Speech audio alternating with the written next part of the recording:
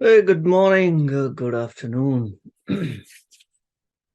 Sam says, I talked to James on Wednesday that I felt as in Shanghai and Hong Kong, China's sensors tracking me.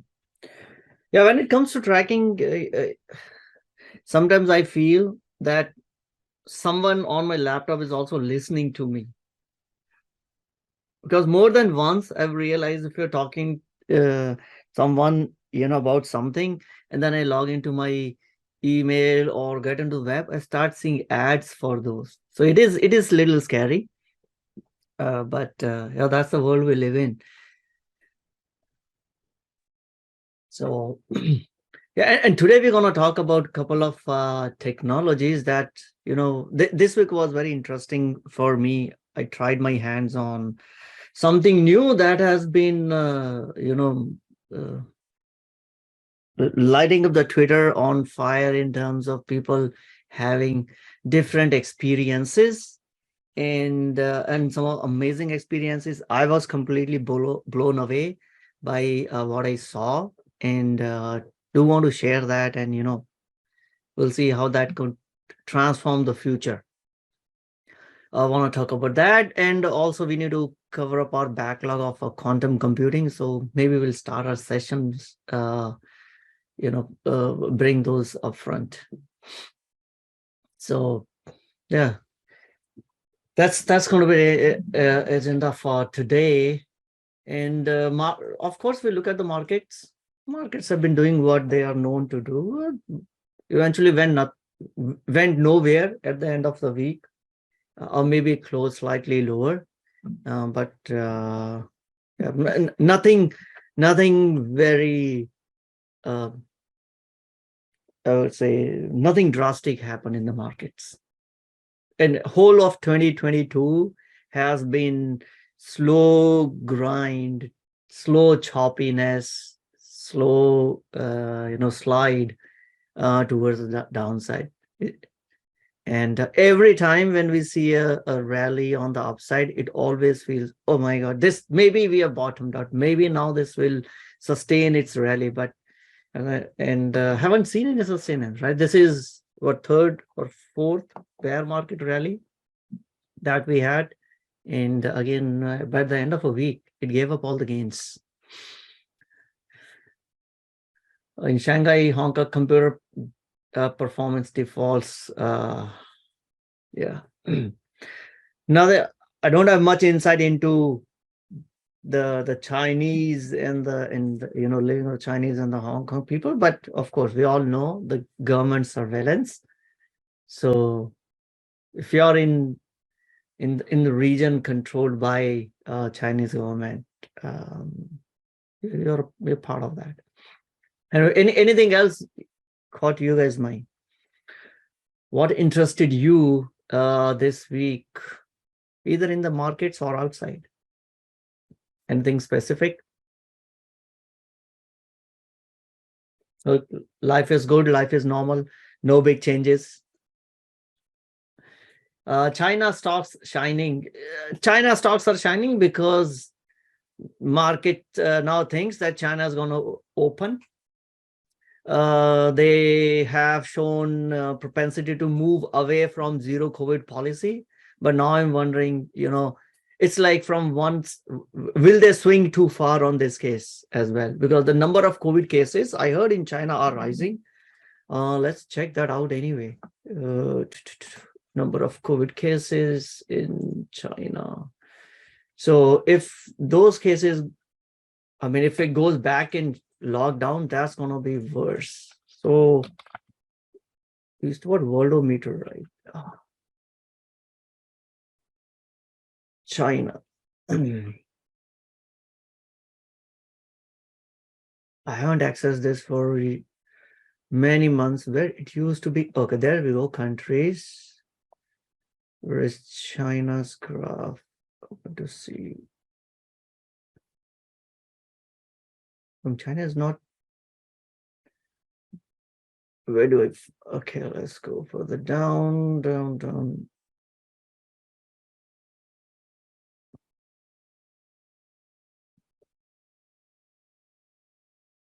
The number 98th.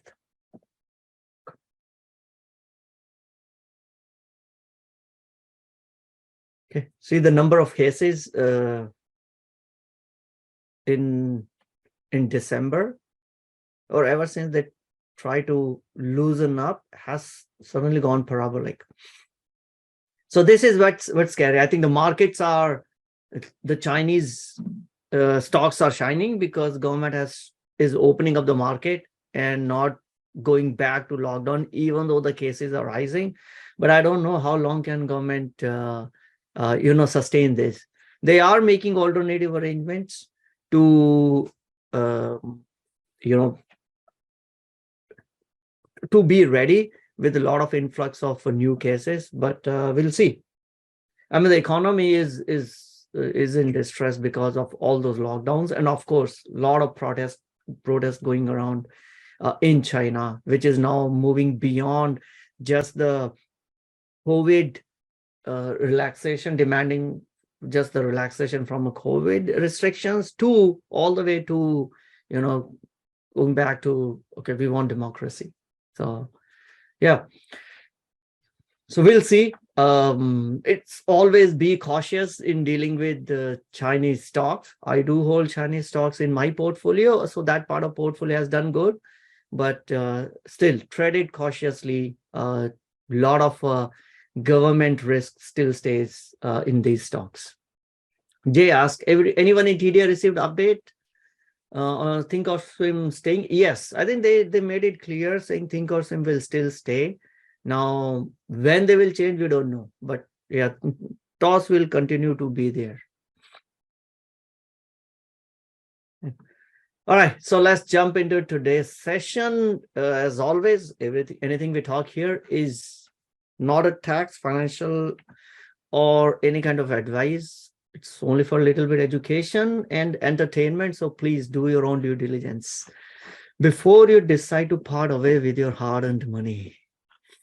Okay, all right, let's start with some quotes.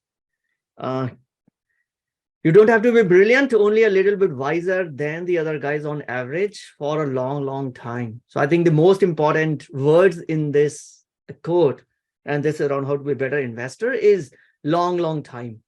I think each one of us have had our own flash of brilliance where we figured out, we identified an opportunity and got in before anyone else, but maybe we got out too soon before that opportunity could really become a multi-bagger, right? So I think every investor have their own flavor or own month where they are way better than the market, but the best, I think the best ones are the ones which have a longevity power, right? Still can stay in markets for long, and are not only, I see many folks are only bull market investors, right? Even if you look at this, I also attend some other meetups. The attendance of the people who are interested in the markets or learning about the markets, the count has gone down, right? Nowadays, stock market is not what people want to talk about. Whereas 2 years ago, that was the dinner table discussion. That was the Thanksgiving discussion.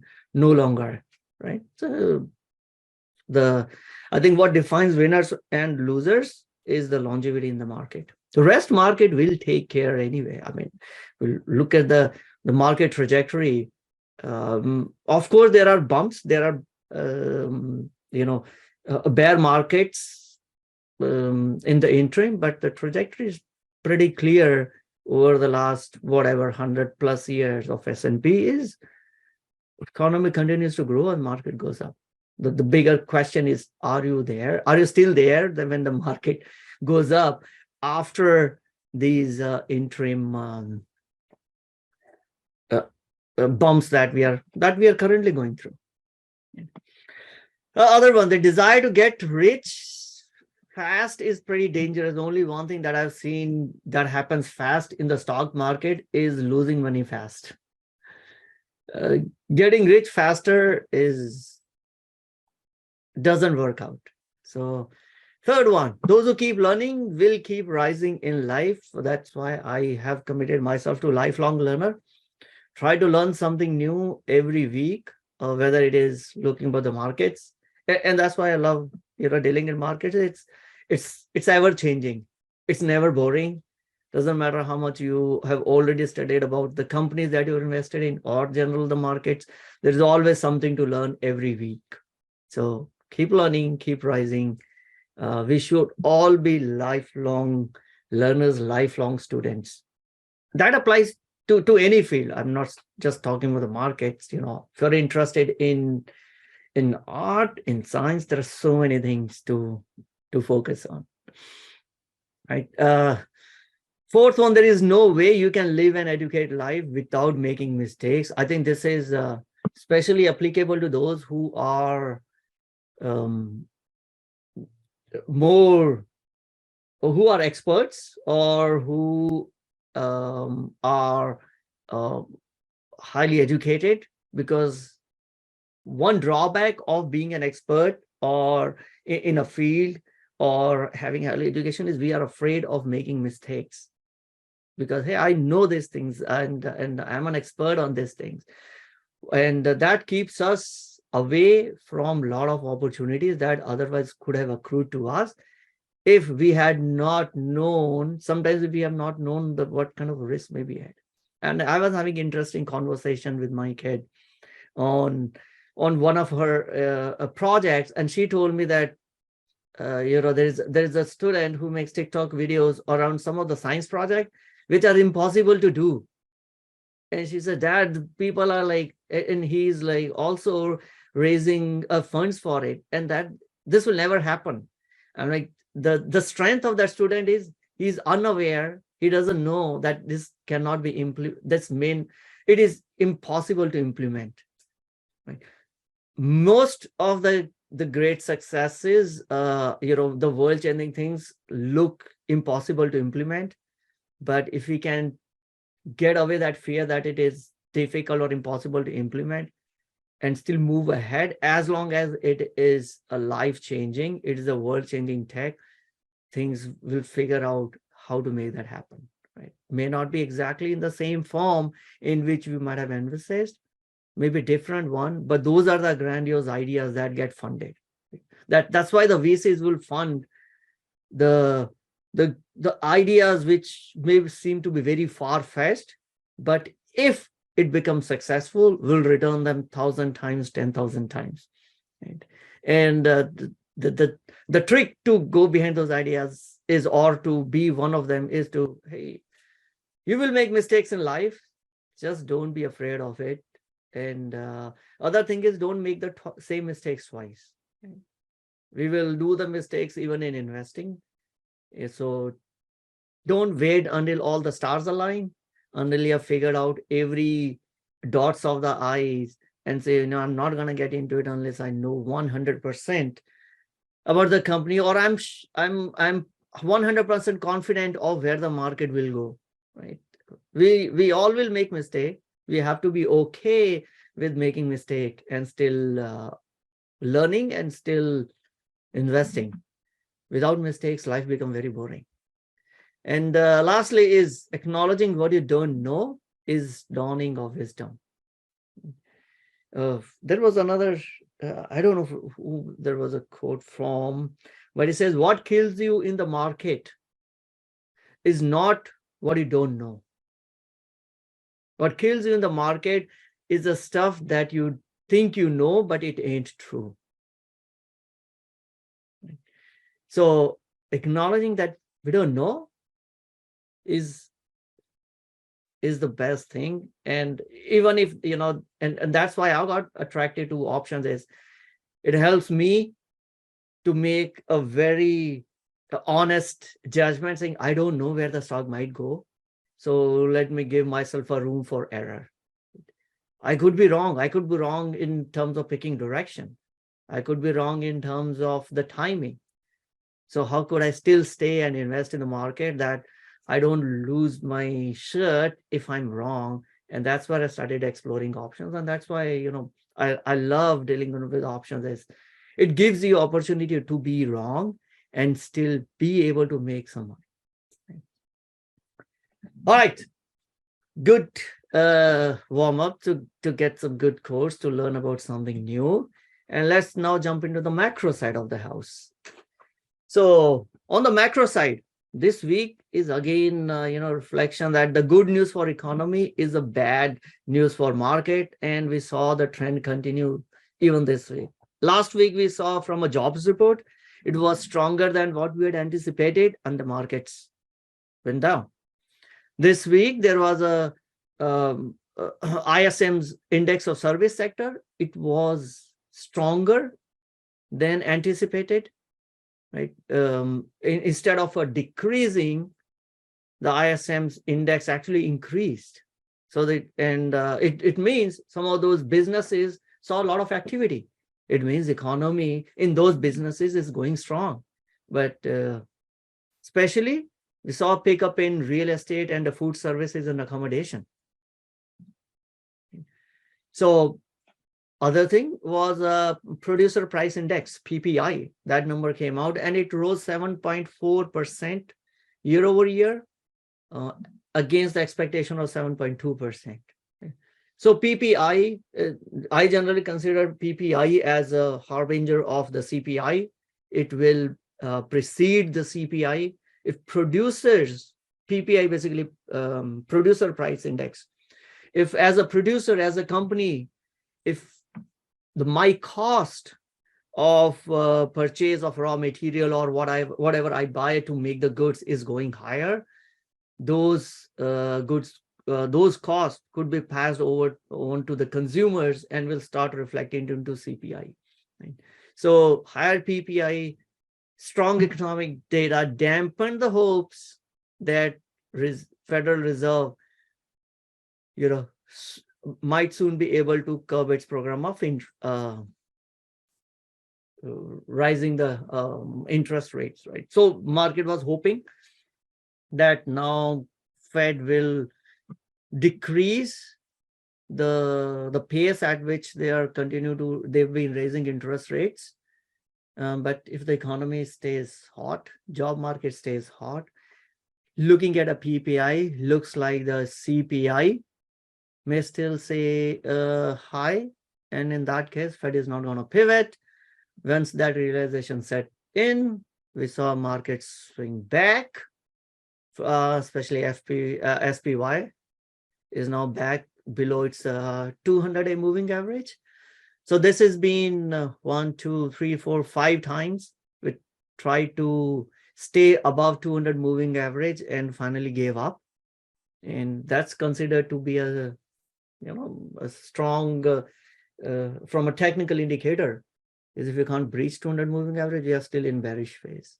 So it's at the end of the day, market didn't go anywhere.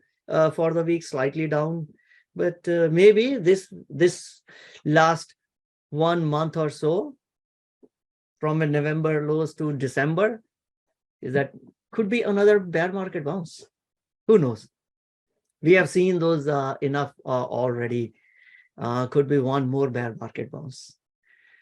So from a stock indices perspective, yeah, things closed a couple of percent down from last week. Still, NASDAQ is almost 30% down of YTD, and S&P is down almost 17.5%. We got 2 weeks remaining, or 3 weeks remaining. 3 weeks remaining for Santa to do its magic, right? If at all markets have to close positive, it's a long, in a difficult ride ahead for the markets. What do you guys think? Right now, S&P is down 17.5%. Let's make some wild predictions, wild guesses. Where do you think the market would close this year, 2020? So there are 2 forces, Santa rally and tax loss harvesting. And of course, the general choppiness that we are seeing in the markets, for the whole 2022 is there. And the next week, there's a CPI number coming out. So Anyone wants to hazard a guess on where the market would end at 2022? How many of you think it'll be down more than 10%? I mean, from now till in next 3 weeks, it's going to go down another 2.5% at least. No guesses? I love this crowd. We don't have to guess. We don't know where the market will go. But unfortunately, I think there are a lot of people less than 5%, less than 5. So it will go, SP, will it go further down 5%? Is that what you mean to say? Or will it go up, but it'll go up less than 5%? 3,500. Okay, up or down. So there will be movement up or down, but that'll be less than 5%. Got it. Means it'll be choppiness, not too big change that we'll expect next 3 weeks. Jay says, my guess next Tuesday, Wednesday, we'll see big moves. But when is the CPI number coming out? I mean, that's where we should see December 13th or 14th, somewhere like that. Oh, so not the CPI, what the Fed, the FOMC meeting. I think it's on 13th and 14th, somewhere like that. So that's next week. FOMC meeting, December 2022. Yes, 13th and 14th. And this is always a high volatility event. Yes. So we should see market swooning either, on either side after the decision. Or CPI is also on Tuesday, right? 3,500, that's pretty bearish, Ross. 3,500 right now, the market is at 390. SPY, where did it SPY land? It's 390. So 3,500 is another 10%. 10% in 3 weeks. That's pretty bearish view of the market. SP asks, could you add max drawdown? I'll have to find out an easy way to look at that, but let me take a note of it. Max drawdown. Okay, we'll see. I have no predictions on where market will go. But I did look at all the, pull the data from Yahoo Finance from January till the end of November on every day where the market, did the market close higher than the previous day? So even though we've been seeing slow grind, down for the whole year, market was up 44% of the days. Doesn't seem to be right. It's been so painful a whole 2022, but if on a daily basis, it's a pretty close, 50-50. So market was up for 44% of the days in 2022, and it was down for 56% as compared to the previous day. So it was pretty interesting stat to look at. SP says MMM for December 30 is 4.32%. I assume that's a market maker move, or did you mean to say something different? Okay. Yeah, if I look at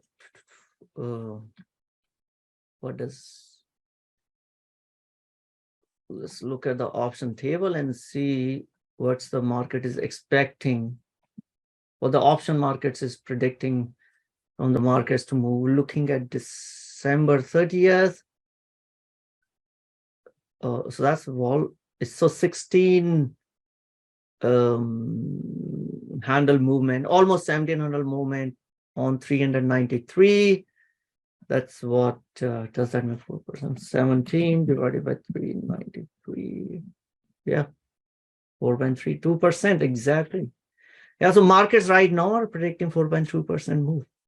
And if you are saying not less than 5%, that 70% chance staying within the normal distribution curve. Yes, 68.2% probability that it will stay within 4.32% move. But we'll see. We'll come back in January and I will talk about, what exactly market did in the next 3 weeks. But anyway, for the last week,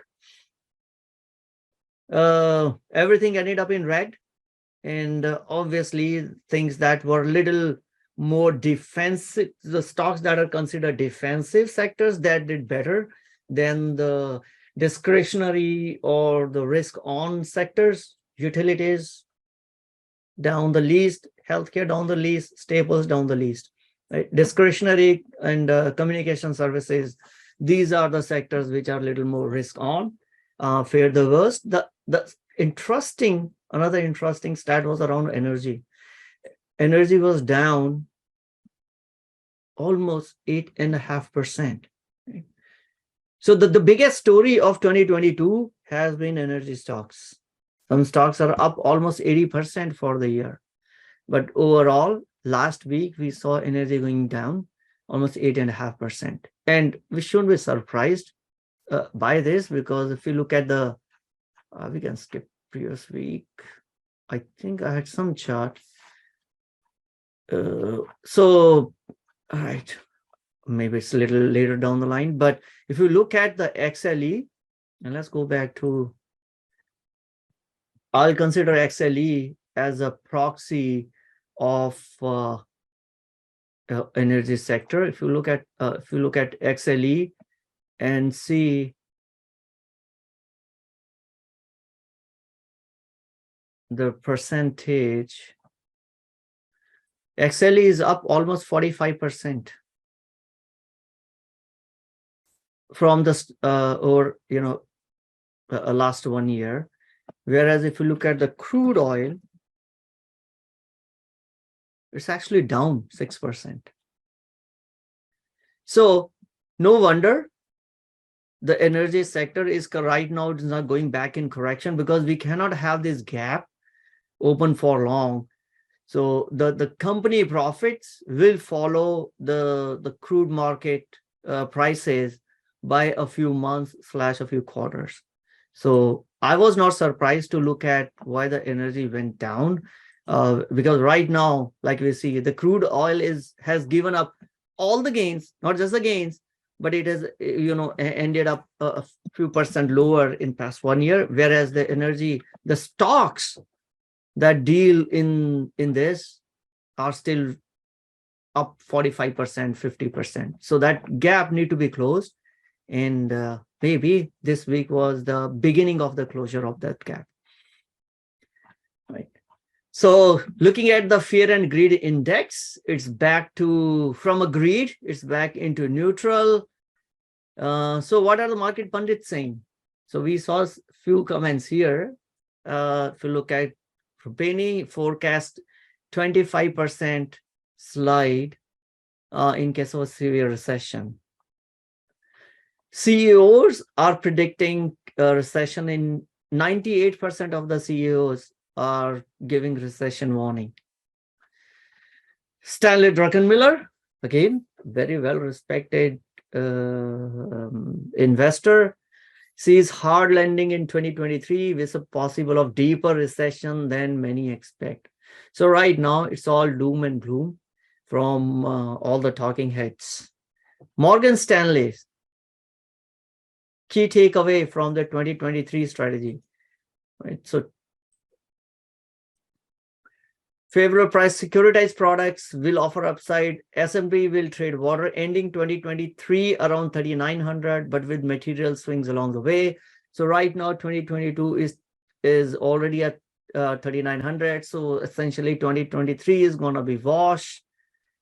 Emerging market could deliver double digit. Oil will outperform gold, copper, and with benchmark ending at 110. Right now, the benchmark is around 80, right? So oil will outperform. Stock market could be a lost year. That's what Morgan Stanley is predicting. What is Goldman predicting? Goldman is advising clients to remain cautious, right? They shared 5 tips on how to navigate. So in case you want to see what Goldman is doing, here's your chance. Own defensive sectors. Sectors we already talked about: healthcare, consumer staples, utilities, and energy. Own stocks with leverage to decelerating inflation. Avoid unprofitable long duration equities, which means many of those high growth tech stocks which don't make any money right now. Own firms with resilient margins, so that if there are cost pressures, you can still have your pricing power. Avoid stocks with vulnerable margins if recent decline in SGA reserves, right? So, and Bank of America says equities do not tend to bottom before the contours of recession become clear. And with the probability of US and global recession rising, we expect the current rally to prove ephemeral yet again. So far, I think it has proven ephemeral. Let's see how it performs in 2023. Citibank says brace for recession in 2023 as job losses top 2 million in 2023. Right now, the job market is completely opposite to what these predictions are. These predictions coming from these experts. I ain't no expert, but this is what the experts have to say about the markets. So depending on how much faith you want to put on experts, you could position your portfolio accordingly. Outside of markets, I mean, there are expert predictions everywhere. So I just want to take a deviation from not talking about market, but something that's been happening and capturing, imagine a lot of people is what's happening in the soccer, or those who were in Asia and Europe football. Right? These expert predictions also went wrong. Japan defeated Spain, South Korea defeated Portugal, and Saudi Arabia defeated Argentina. And these were those initial matches. Now, in the knockouts, we saw Croatia defeated Brazil. The Brazil powerhouse, superhouse Croatia defeated them. And Morocco, this was one of the biggest, I would say, upsets, is Morocco became the first African nation to enter into semifinals of Soccer World Cup. And they defeated the giants, the favorites, Portugal. So we never know. Expert predictions are as good as your and my predictions. So don't make any drastic changes based on what the experts have to say. Look at your portfolio, and you got to manage and based on what you are comfortable with. So what's my prediction? Anyone interested in my predictions? All right. I have no idea where the market will go, right? Could go 5% up, could go 5% down, could remain choppy the way it had been, could have a slight, continue to show the, the same path that we have seen in 2020. Who knows? Right? Will it go, reverse course and suddenly go to the moon? No, don't know. So when you don't know what the market is going to do, there is no need to take any drastic measures. Stay invested. I continue to add to my 401k and make sure, more important is make sure the investment horizon matches with your financial needs. This is one area where I see, talk to people, I see, because this is one place wherein a lot of people make a mistake of getting into long-term profitable businesses or the stocks to meet the short-term financial needs, and that never happens, and then blame either the stock market or for that matter even any other source of income. Make sure your short-term goals are met by your short-term investments and the long-term goals are met by your long-term investments, and then life will be okay. If you're looking to fund your education, your kids' education, or you want to look into fund a purchase of a new car that you need to do in 6 months, make sure you pick up the investment instruments that will still retain its value in 6 months, right? stock is not the way to go. But if you put in a stock and now we want a return from the stock and stock to perform in next 6 months, it probably may end up in disappointment and disenchantment with the markets. So always make sure your needs and the instruments that you pick are aligned. The best way is to bucket your investments against the needs, right? So if looking into near future, okay, 5 years down the line, you want to buy a house. Okay, what is the investment that should go towards that? 6 months later, we want to buy a car. That will be a different investment instruments. Personal finance hygiene, if that is good, then you won't be, pushed out of the market, won't have to make a decision. You may want to make a decision, which is okay. Worst situation is when market forces you, and then you have to take some measure that you didn't anticipate, because the rest of the financial life, not with the markets, but the rest of the financial life was not in order. Best thing is to get that in order, get your personal finances cleaned up so that market is not forcing you. You are in the driver's seat of your investments and not the markets. Have a diversified portfolio. Because we don't know where the markets will go. Last few years, energy was in the drain. 2022, energy is performing. Maybe 2023 will still continue to see it. If Fed pivots, the growth might come back. So having a good mix of each type of sectors, whichever you're comfortable with or have knowledge about, helps. Next one, always focus on reducing your cost basis as we go along. Markets will continue to stay choppy, but that doesn't mean we can't generate our own source of income, right? And this is where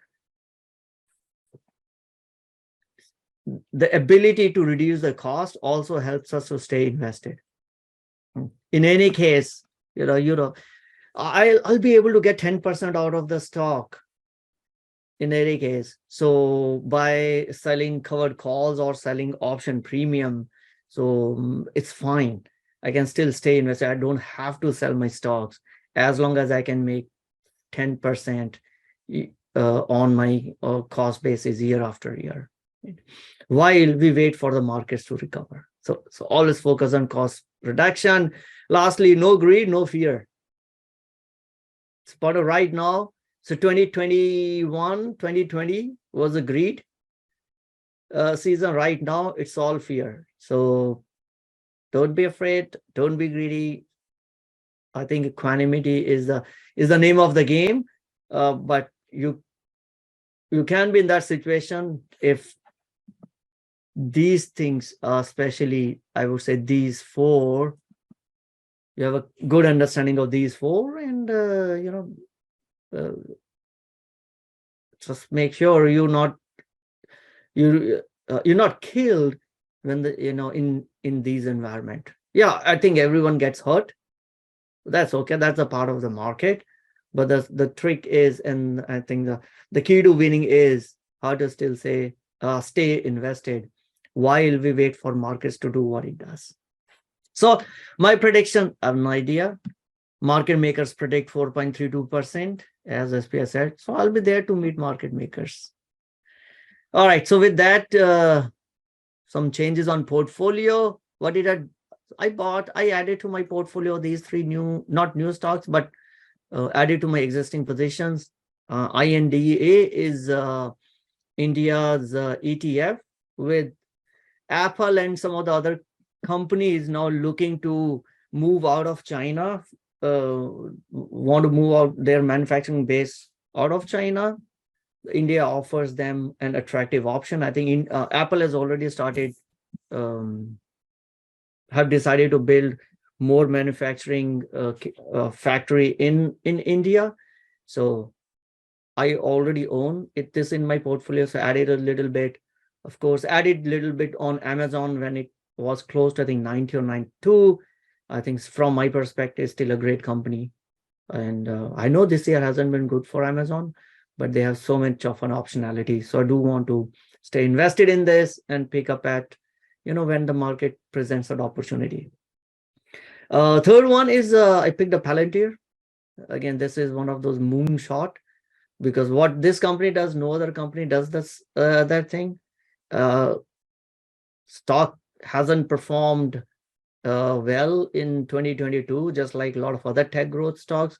But based on what I understand about this company, it does have some unique capabilities, which if they continue to, use that and grow their commercial segment like they have been growing, market will correct itself, right? Sell side, Bank of America, I had a covered call, got called at 34, which I was okay with because this reduces one ticker in my portfolio. And I will probably pick up XLF rather than picking an individual finance stock. I thought to let it, not to defend this, to let it get called away, and rather than use this proceeds from this to move it to still keeping the same exposure on financials, use XLF instead of Bank of America. Luckily, and again, I didn't know, but so far so good. Luckily, that call assignment had turned out to be good, because this whole week, the whole financial sector was didn't perform well. So if got called away at 34, it's now at 32. But anyway, like I said, I don't want to get back into this individual stock. I rather had sold puts on XLF. So that's some portfolio changes for this week. Any one of you did any changes on your portfolio? Of course, these are the long position changes. Options, there are been regularly trading on options. Probably too many to talk about in this meeting. All right. Let's look at some earning of YMTX. Sam always brings up some interesting tickers that I never heard. Humanity Therapeutics. This is biotech, out of my wheelhouse. These are mostly lottery tickets. If it works out, great, but comes with a huge risk. So, and this company is only 22 million market cap. It's a penny stock. So it's a super dividend. How much the dividend? They had a 4.8 million sales. I don't know. Where it says where it shows the dividend here.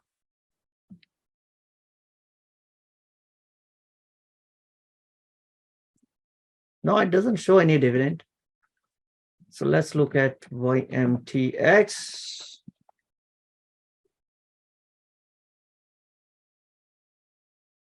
Nope, doesn't show that it provided any dividend. So you may want to check, do your homework, Sam, on this one.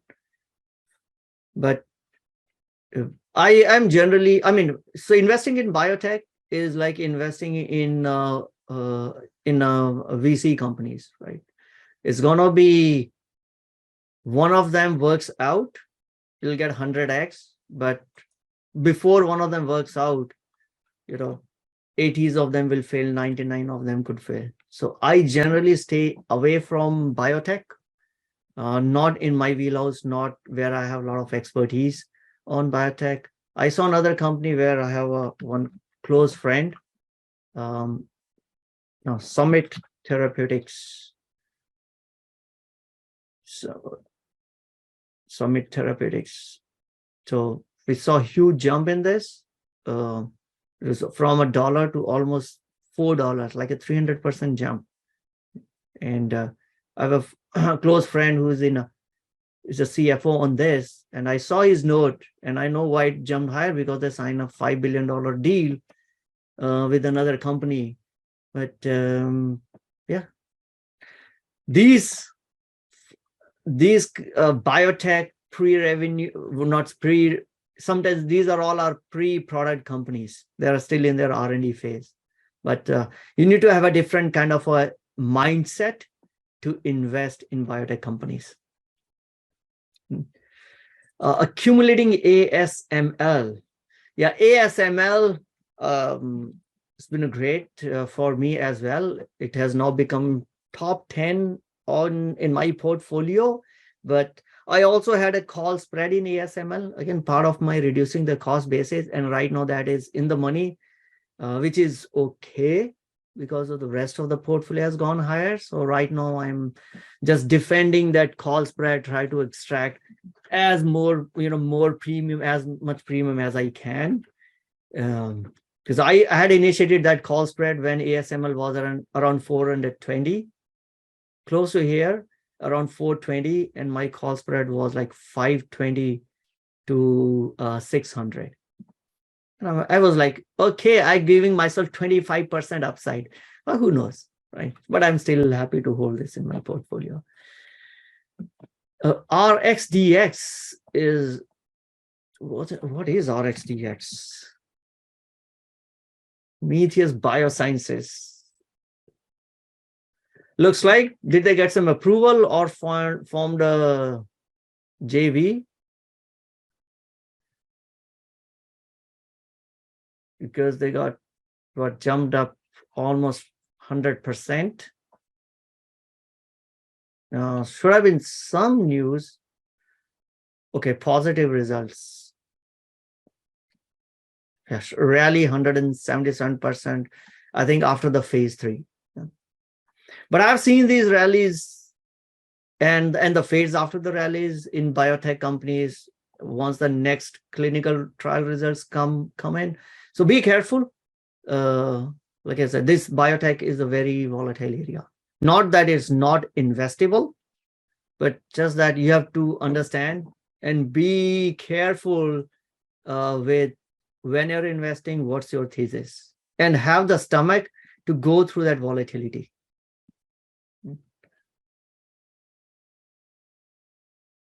All right, so I did see a couple of earnings this week. Maybe we'll go through that earnings. So first one is, oops, where did I miss that? First one I want to talk about is Chewy. I do not own the stock, but it's interesting to see the company, of course, it had a huge, good run in 2022, like any other e-commerce company. And then it bottom fell through it, and now it's recovering back. So look at a Chewy over this whole past 1 year, hasn't done much, but it was one of those COVID boom company, and then it gave up all the gains, and has been chopping since then. Okay, I'll get to Chewy's earning. Before that, I'll say, any thoughts of NASDAQ 100 rebalancing going to happen at the end of a month? I don't know. And that doesn't feature in my investing. This is NASDAQ rebalancing calendar 2022.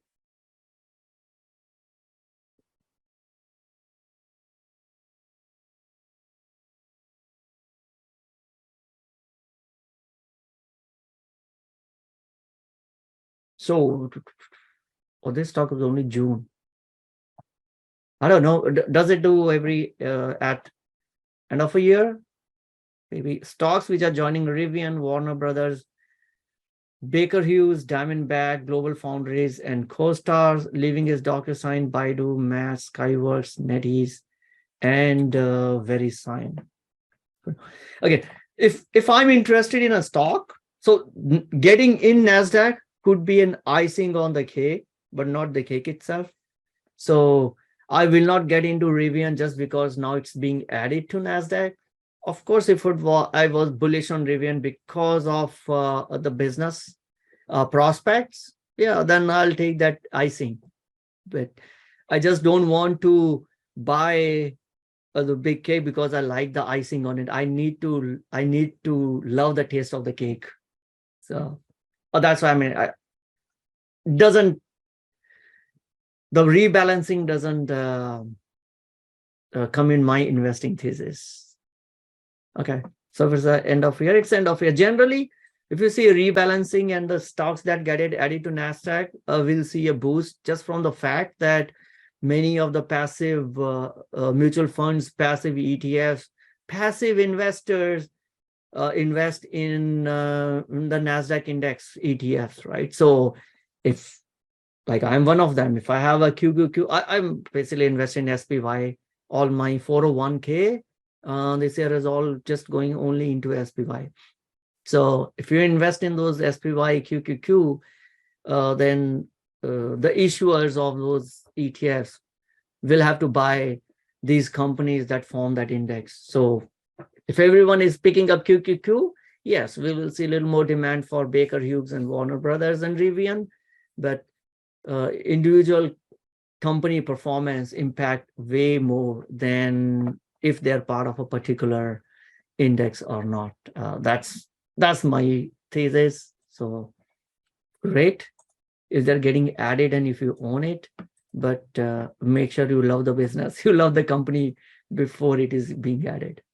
I'm not going to buy it or sell something because it has left the index. All right, so Chewy, what does Chewy do? So Chewy is they want to become the most convenient destination for pet parents. And there are multiple studies that we have seen which shows how the adoption of pets, it had grown during COVID and it will continue to grow. Americans love their pets, and along with the pets, then the amount of dollars that is being spent on pets is showing upward trajectory over a long period of time, right? So Chewy is a company started in 2011, and first of all, everyone predicted that they won't even sustain it for next, they won't have a runway for almost 11 years because they are competing with Amazon, right? So Chewy, on Chewy. Let's go to their site, chewy.com.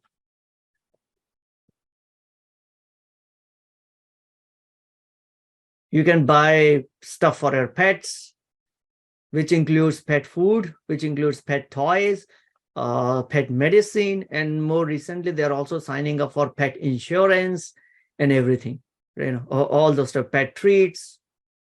Now, this is nothing but just looks pretty familiar and similar to any other e-commerce business. And the whole idea was that this will not be able to compete with Amazon, but surprisingly, Chewy business, they have done tremendously good in terms from a business perspective, right? The niche that they've identified, and they are the best in the niche of serving pet needs.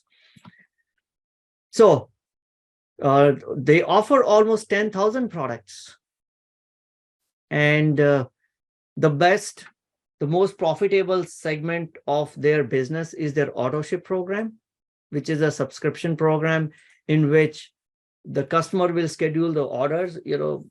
These pet food send me every month, or you want to renew the toys, etc., or medication, etc. This subscription program is their most profitable, and this is where they want to grow, add more and more customers to their subscription.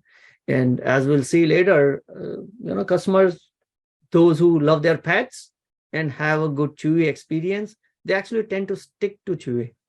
And Chewy goes way beyond than normal just shipping the product. They do add little more personalized experience. And again, I don't own a pet, so I'm not a pet parent. I don't have any personal experience of dealing with Chewy, but this is what I know by reading about Chewy in terms of how personalized they tend to make each experience for each of the pet parent, and specifically for pets. And that's why this is now the top destination for pet parents to go and serve the needs for their pets. So financial year highlights. Net sales is up 14.5%, right? Which, if you're an e-commerce company, you're able to grow your sales by 14.5% year over year. That's great. You know, if you recall the Amazon results, their e-commerce grew 7%. The e-commerce grew 7%. I think the overall grew 7%. So probably e-commerce was less, right? So 14.5% year over year growth is great as compared to 21 last year, right? Active customers, 20.5 million. Decent size of active customers. Net sales per active customer is also up 14%. So not only they have even though the active customers haven't grown that much, they are able to milk their existing customers higher by 14%, which kind of tally with their overall revenue increase by 14%. Gross margin, slight increase in gross margin. I think this is one area where they still need to work on. They were able to eke out some net income. So a little bit of a gap profitability they were able to show. This was a surprise. No one expected them to be profitable. So Chewy did surprise the markets by showing gap profitability in this quarter. And I think the market received this news well. And Chewy was up however amount of percent. Let's see, CHWY. Yep. Yes, they closed the day after earnings up 4%. So 14.5% year over year revenue growth is good, but it is not as great as 2021.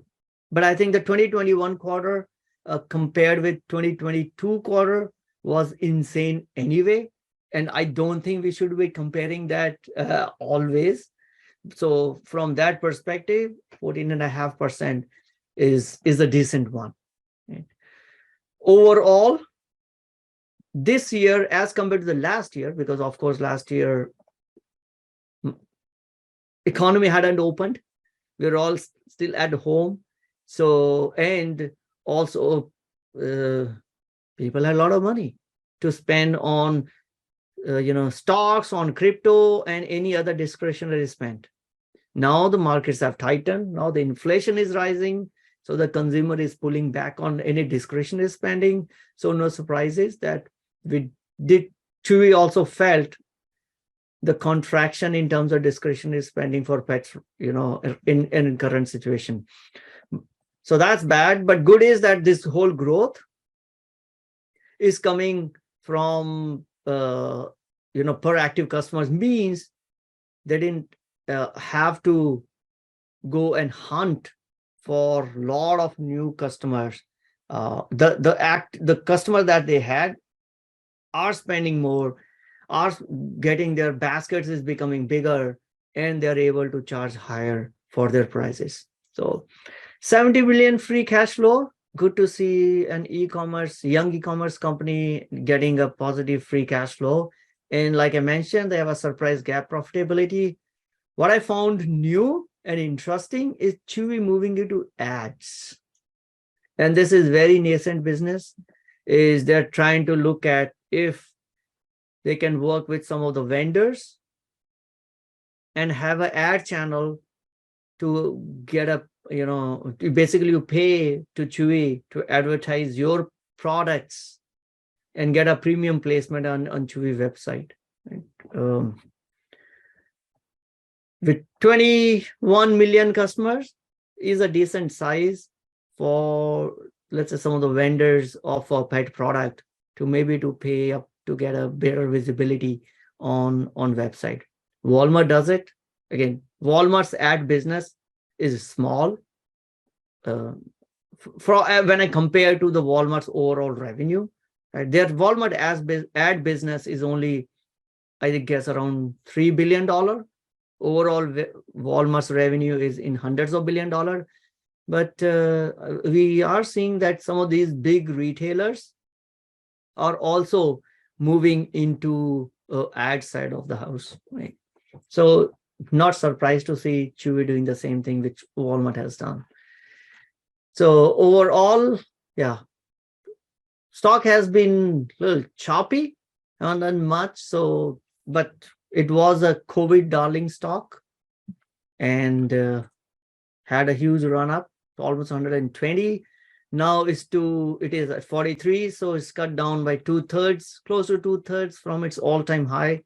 If you love the business, you think pet parents will continue to spend on their pets, and that spending is only gonna go higher. Chewy is one of the leaders in this segment. Of course, there are other companies also. There are companies like Trupanion, Freshpet. So if you don't want to take individual risk, there is an ETF called Pause, which is a pet care ETF. So if you are bullish about this pet industry and want to get an exposure to companies that provide goods, in some cases services, because looks like Pause have some companies which also provide insurance coverage for the pets. It has companies which provides pharmacies, medicines for the pets, and of course it has got retailers, etc. So this may be an ETF you may want to look at if you are interested in pet economy. All right, anyone owns Chewy? So that's around Chewy. So they did, by perspective, I think now they're doing better. They're focusing on profitability, which is good. As long as the inflation continues to stay where it is, market's going to be tough in terms of raising any additional money. It's not going to be easy to raise money in the markets if the inflation continues to stay high and the Fed rates continue to stay high. So the best way to ensure your survival is to fix your cost and make sure you can generate the cash that you need to run the business. And we see Chewy moving towards that direction. Okay. Next one I want to talk about is DocuSign. They also reported results this week. And I guess probably all of us will know about DocuSign as a e-signature company. Right? If you bought a house, or in recent times, if you change your jobs and you have to sign a lot of documents, with the company or with the mortgage company or with your employer, DocuSign is a dominant player in that space. But signature is only one thing of DocuSign, and they've been trying to expand into a lot of different areas. The most recent one is around basically getting agreement cloud. Right? When it comes to signature, they are already a leader in signature. There are, of course, other players in e-signature, but that market overall is becoming more and more competitive, right? And there won't be enough space for all of these players to just compete with a single product. And if you look around in the software company, single product companies doesn't last very long, unfortunately. But what we are seeing is these big platform companies, big companies like Salesforce, Amazon, Microsoft, who have a plethora of solutions, will go ahead and buy and gobble up these single product companies. So everyone is moving towards the platform story, and so is DocuSign. So their next big driver behind the growth will be their agreement cloud. And that's what they're now focused on. So from a stock perspective, DocuSign has been all over the place. During the COVID, when the Fed rates became zero, mortgages were at all-time lows, everyone wanted to refinance, and the only way you could have refinanced during the COVID was to sign agreements, e-sign the agreements, right? In some states, you still have to do paper sign, which is strange. But even not for mortgage, any other, because the physical interaction, physical meeting was not possible, all the contractual agreements were forced to use e-signatures, and DocuSign was a huge winner because of that. So we did see DocuSign going up from all the way around $40 to $300 in a lot of growth was pulled forward. And then now the realization setting in, economy opening, all that growth that was pulled forward, of course, you can't match the same amount of growth. Now it is back to almost $50. Market cap is now $10 billion. Seems attractive. Could be attractive for, excuse me, let me just silence that phone.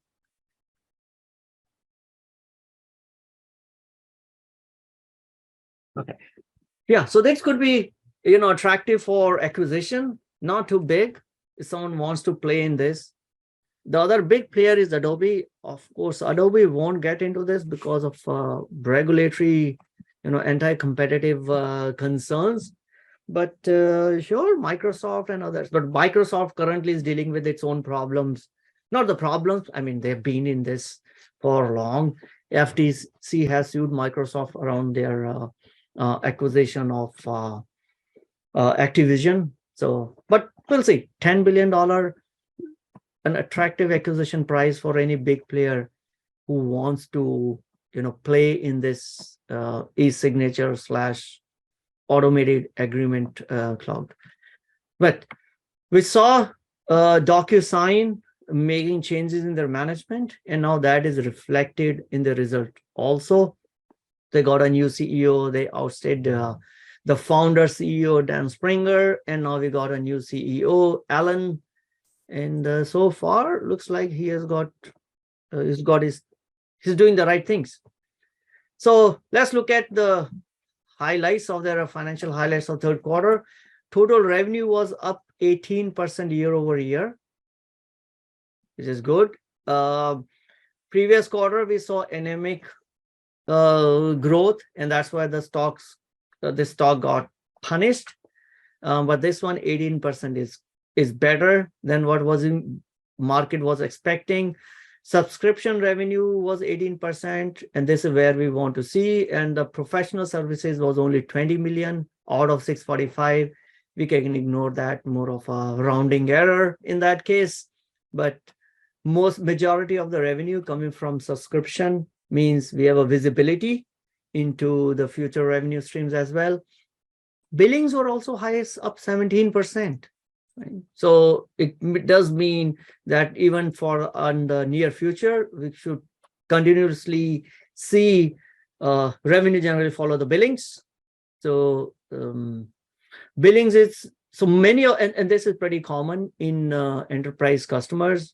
Generally they will sign multi-year agreement.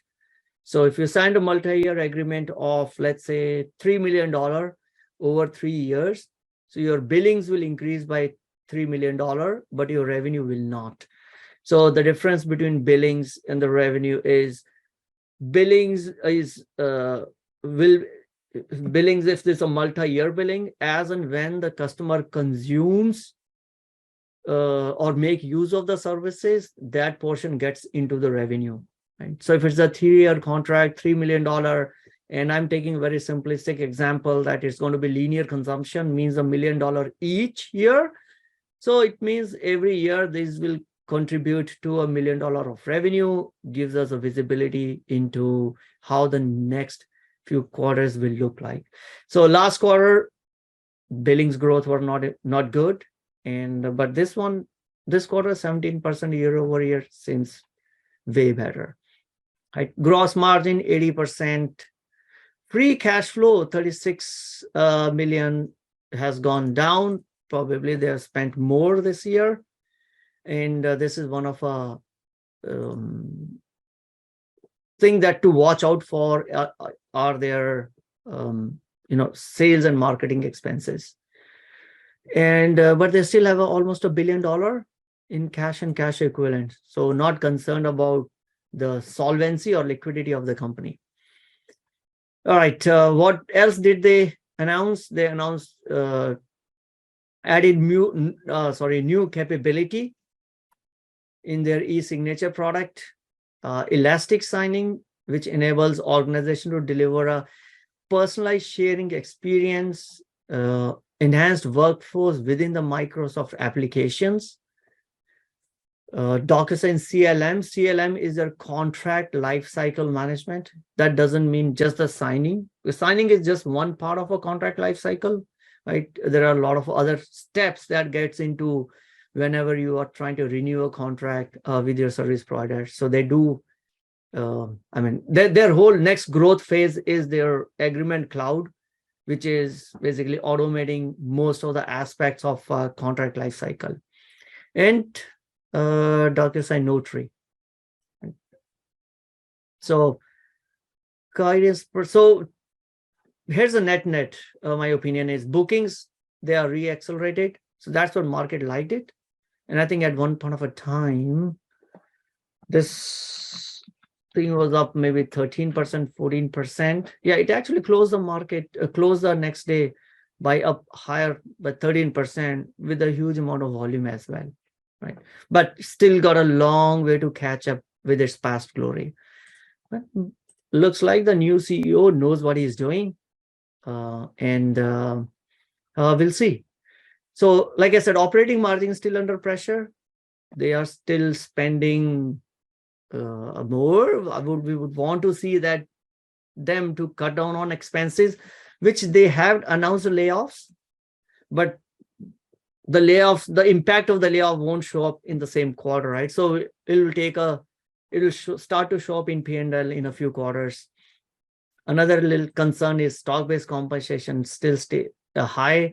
We did see that a lot of, at least the market chatter is that they are seeing a turnover in their employee base, in their sales team. It could be good or bad. If the salesperson are not able to meet their quotas or haven't been performing, and that's why there's a turnover, that's good. But if the turnover is because they don't want to work for DocuSign and even the good people are leaving, that's bad. But for now, it seems to be a little turnaround story.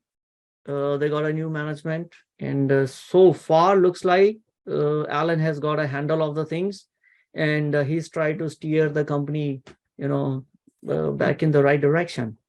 So I do own DocuSign in my portfolio. But so happy to see this company trying to turn around. I think it's still got a lot more.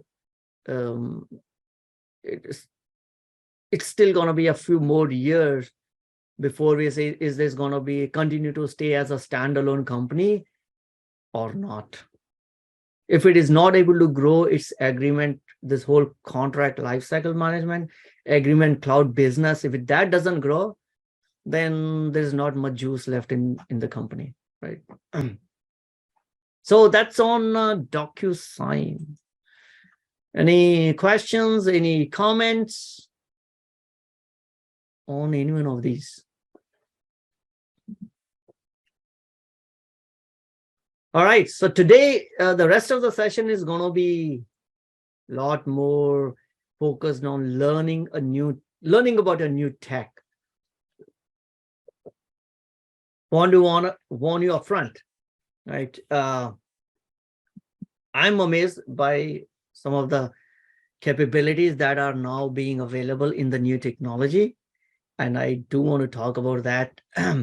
So I want to look at two tech. So if it gets too boring, do let me know, right? But this is something which I was completely blown away. And not just me, I see a lot of other people are amazed by these new tech. So do want to talk about something new that came in the space of AI. And of course, our backlog of looking at quantum computing and opportunities in quantum computing, right? So those are the, probably we'll use next 30, 45 minutes in looking at these two topics for today. Let me sip some water. You want to look at anything else?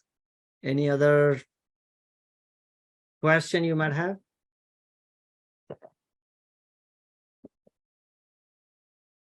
All right, question I have. How many of you came across Chat GPT-3. And if any one of you have tried that,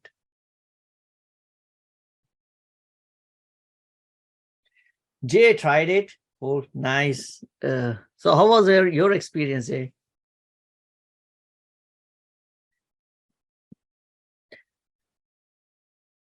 Exactly. Yeah, there are kinks in it, but it does. So I had the same stuff. Asif says every day. Yeah, you're in tech industry, you probably are, but I think I have blown by its application in the non-tech side. All right, so we want to. Ross says it's amazing thought, though I think it has a bunch of bias. It is possible. It depends on how they've trained the model, and I guess it's a long way before it becomes perfect. So I do want to look at some of the things that I got, I was experimenting with, and see, how or how it can impact the current leaders in the tech space, or what kind of opportunities could arise. And let's keep it open for discussion. If you want to talk about it, can unmute and share your feedback, because it's so new.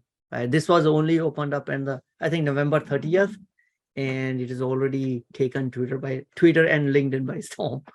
So right now, we consider Google and Microsoft are the two biggest, the tech behemoths having the best technology. And we know Google can search anything that exists under the sun, and if it has been digitized. But Google cannot give you a result if you ask for something that doesn't exist on internet, right? It does not create the stuff on the fly if you ask it to.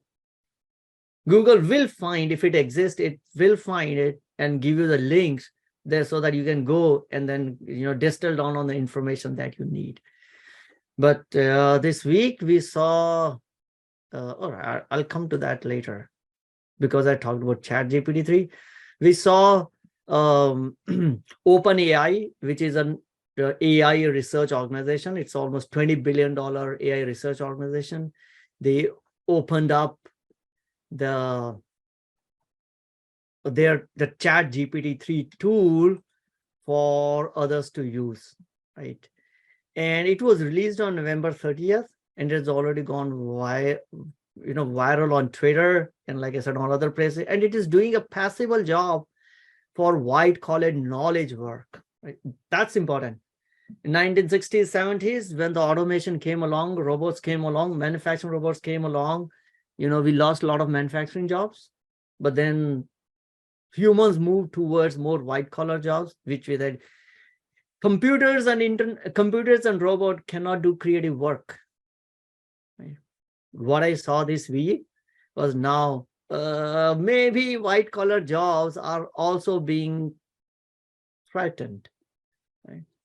Or will it completely replace humans? Probably not. But it may allow humans to do the work of two people.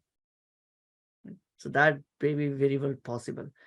So I tried my hands on. I took a screenshot just in case. I think there's some limit. I thought just in case if I hit the limit of during let's say today's session, I at least have something available to show. But let me bring up the playground and see how it responds. So there are multiple things that you can do with this chat AI platform. So let me share the platform with you. So I created an account. There are a few things that you can do with it. So they are in beta. So beta.openai.com. Go and sign up there. And right now, let's say I'm in a question and answer mode. Right. So I ask you a question. All right, let's ask him a question. Where will SPY and SPY be at the end of December 2022? Right. If you ask this to Google, it'll pick up and show me a lot of websites, links, where there might be expert comments, but I have to go and distill through it. I'm asking, this is in a Q&A. It says impossible to predict where. So first of all, it understands that SPY is actually a stock market. SPY will be at on December 2022. It's unpredictable, blah, blah, blah, blah, blah. So it does understand what SPY is, right? Let's try some other questions. And I did have some screenshot of that, what it asks. I'm like, okay, so let's ask him, why do Indians love gold? Not God. Maybe God could also work, but I don't want to get into religious discussions here. And not only this, so this is like Q&A, right? There are ways in which you can go in and chat with it. There are other things that you can do. And let's look at what all you can play with this. You can have a Q&A. You can ask it to correct the grammar. The best thing I liked was also fixing your code, right? Python bug fixer. It can actually generate a code for you. You can type it in English, this is what I want to do, and it could actually generate a code. You can actually talk to this AI. It can have interesting conversations with the AI. I actually started, I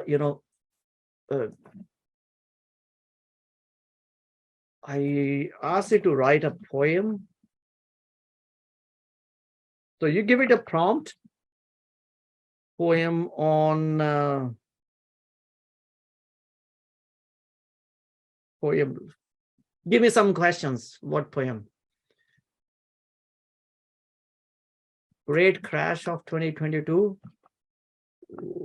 Okay, right.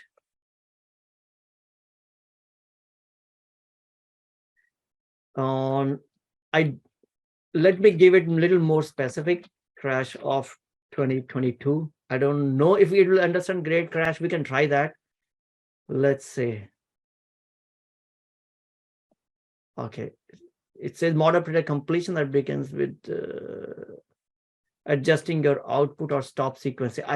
Okay, so I need to understand this tool more to even know what does they mean by this. But somewhere I had okay, so I did ask them this question. What are the 5 key points of Pearl Harbor attack? I'm a student. I want to know this.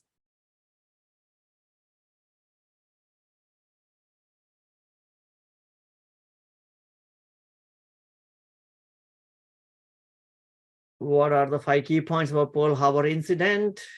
Did I pick up right Q&A, or do I need to pick something else? I think I probably have to pick something else, maybe chat.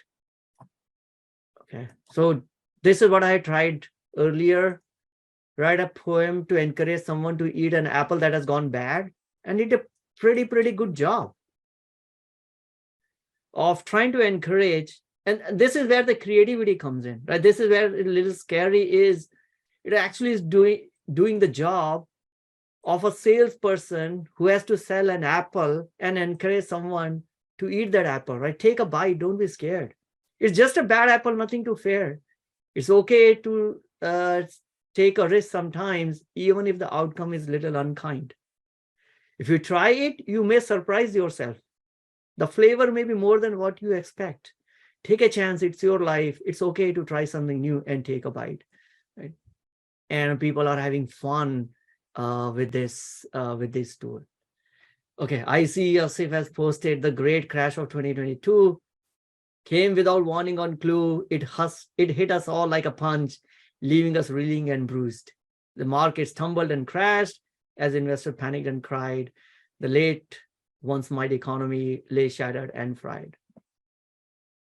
I mean, like I said, I was blown away by the fact that now it can do the creative work which we thought earlier only humans can do, right? Of course, we have to give the right prompts, and I think we have to select the maybe the right category for it to do it, but it's amazing. And this is, I in fact asked it a question, will you answer me even if I don't have any more questions? I say, yes, I will answer you. So you could actually chat with it. Let's see if we can do a chat. There was a chat, right? Okay. All right, let's.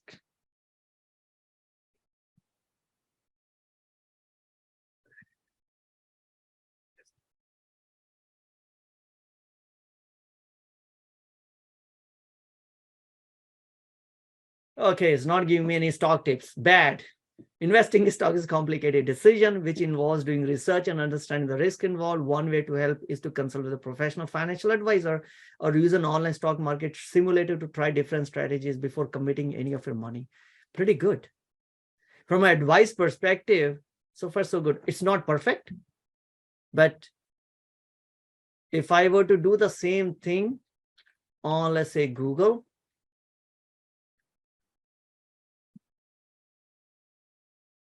all I get is this, right? Now I need to go and find and to come to any decision making. So what this is helping, all right, so there's another question. What is great about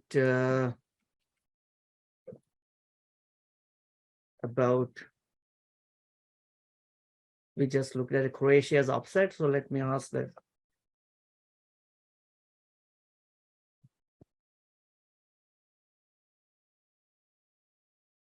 So now the question is, could it eat into Google's business? So right now, Google business is, they make all their money by clicking. But if as a user, if I can, as a consumer, if I can get a lot of information from here itself, I don't have to go in and try to click. Someone is actually filtering out the information that is coming from the websites that have been most visited. That's what the Google search result will show us. Which are the websites which have the best content, because they have been linked by most other websites. Now, what this OpenAI is trying to do is to put a filter on top of it and gather the content and filter it and give me an answer from it, right? Okay, so try USA. What is great about?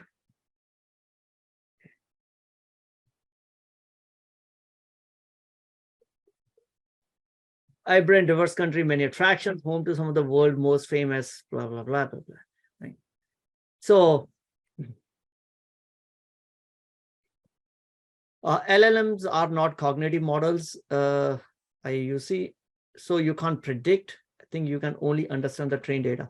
So that's what right now is, again, I'm not from the AI field, so I don't have too much information, but right now the LLMs is what they're using. And currently they're using the LLM, I think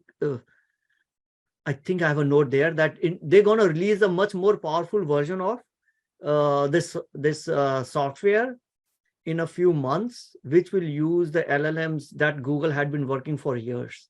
But even with the current release, I mean, it does a job which is like blows my mind. Right? And this is just a start. They just released it on 30th November. Right. So there were a lot of information. Can it replace the white collar jobs, right? Legal documents, check. Financial analysis, check. Now, the way now it can actually, let's say, correlate your free cash flow and stock-based compensation. Right? So today's tool will tell you free cash flow is higher by so much, stock-based compensation is higher by so much, right? But then we need a human to correlate and see, before you jump and with joy that your company that you hold has got a good free cash flow, see where it is coming from.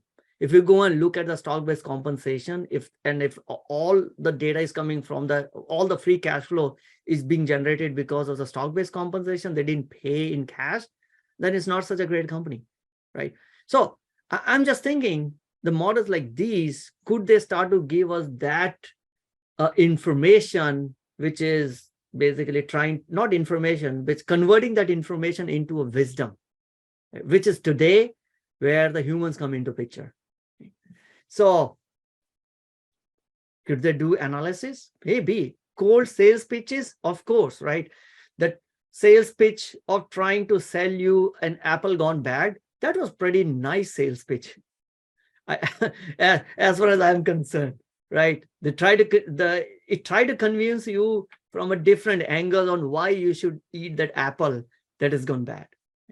So a professor at Wharton School at UPenn, it applied GPT-3 to his own job, and it could find that it actually would create a credible syllabus and a lecture notes.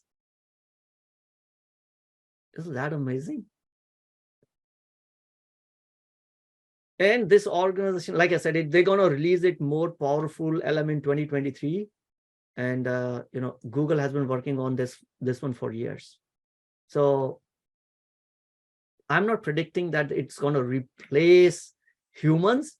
I think that will be months and years apart, but it could definitely help humans to be a lot more productive than what we have been so far. Right? Let's see, can we try anything else?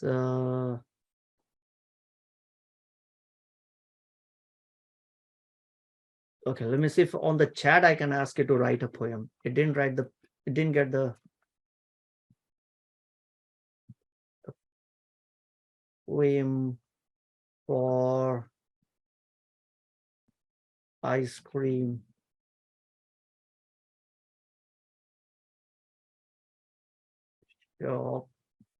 Selling bad tasting flavors. Oh, there we go. All righty. The ice cream shops open again and the flavors look so strange. From dirt and mud to old tin cans, I'm starting to feel a little deranged. The choices may not be the best, coffee flavor, ice cream and such, but if these flavors put you to test, a new experience awaits you much. So even if it isn't great, you never know what you might find. Go and give it a taste. Your favorite flavor you may find. It has already replaced poets. Exactly. And now, I mean, we can't get this from the biggest and the best technology that we know today as Google. This is just blew my mind. And I was also reading on Twitter, it's helping people, ask it a question. Maybe let's ask the question. Give me ideas to plan a webinar. Oh, let's see. Plan a webinar to 50 participants. But I saw on Twitter, people are asking ideas, how do I plan my Christmas party? And it gave a very nice one. And then I see a feedback saying, well, it actually worked out really great.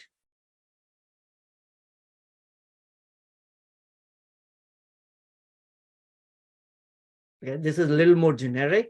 So let's say webinar on stock investing. All right, let's make it a little more precise. Let's see what it shows now. No, so this probably hasn't learned around to connect with us. It does talk about a little bit of a stock investing, yes. So it does understand and connect it. So this is amazing. Yeah, so I spent some time in trying to, give this. Why do I need to give my telephone number? That I don't know. I was also hesitant. So eventually yesterday night, I gave it in. I'm like, okay, I'm going to give my telephone number. And then they'll send you the code. But I don't know why they want to get no telephone number. But I do wanted to talk about it. And I wanted to experience myself rather than just looking at the Twitter and all that. But So yeah, it's deep. Okay, yeah, DeepMind was the company which Google had bought, and I think it also defeated the Go champion. Dramatron, a new tool for writers to co-write theater and film script with a language model. Yeah, guys, this whole AI, now the AI seems to be more useful than just being a tool for, scientists or engineers. Now I see an application of someone who, let's say, a common person, on how they can make use of AI. So that was one. Other thing is, again, from the same OpenAI, is another tool called DALL-E 2. Right. So DALL-E 2, what it does is you actually give it a text and it will create a realistic looking images. Right. For example, let's say astronaut riding a horse in a photorealistic style. Say astronaut lounging in a tropical desert, or playing basketball with cats. Again, you could, as a cynic, you could say, okay, they have already programmed this.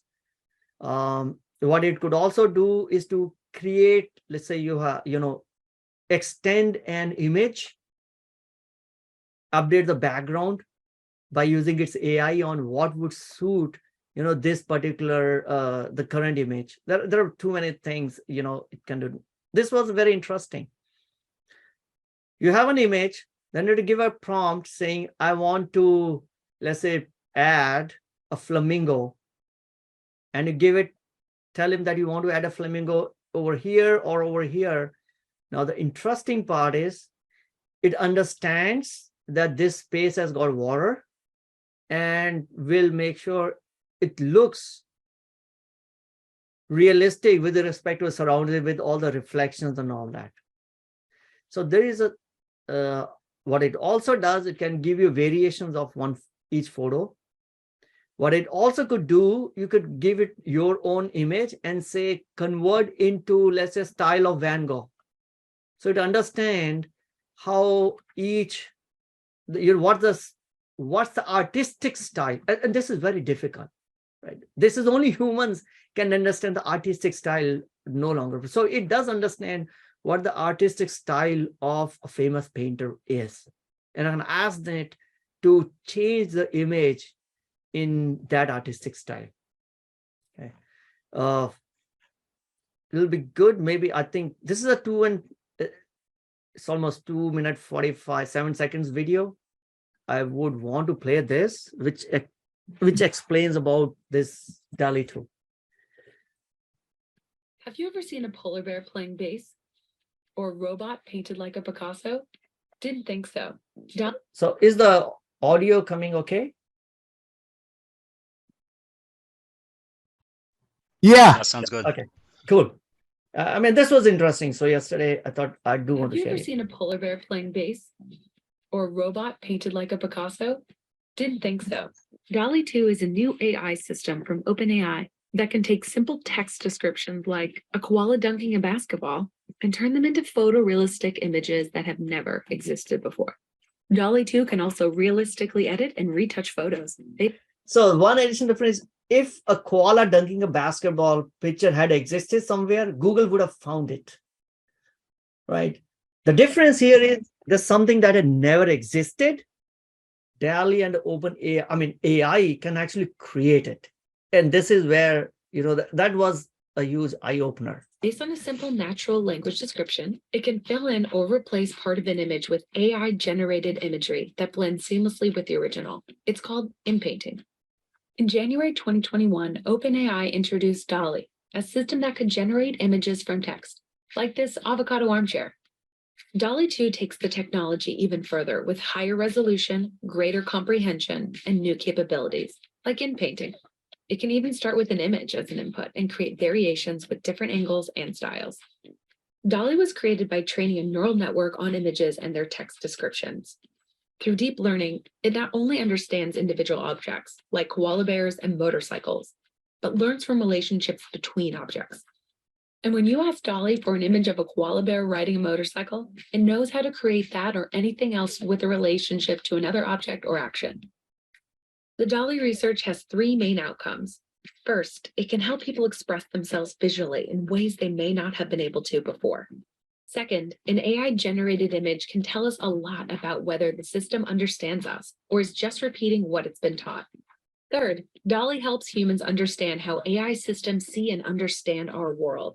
This is a critical part of developing AI that's useful and safe. The technology is constantly evolving, and DALL-E 2 has limitations. If it's taught with images that are incorrectly labeled, like a plane labeled car, and a user tries to generate a car, DALL-E may create a plane. It's like talking to a person who learned the wrong word for something.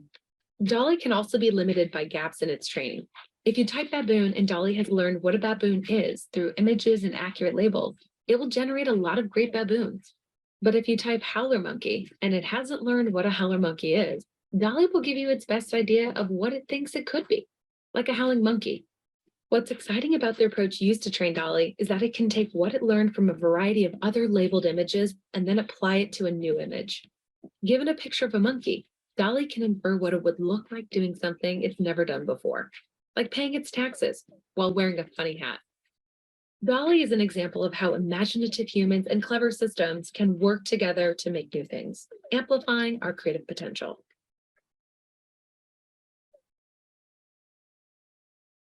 Righty. So, yeah, so I'll post the link. This is an OpenAI's DALL-E. It's on this page. They have this video. So what it says about if it has never been taught or doesn't have the right context. So I saw this when I was doing, playing in the playground with the chat, because I asked it to write a poem to encourage to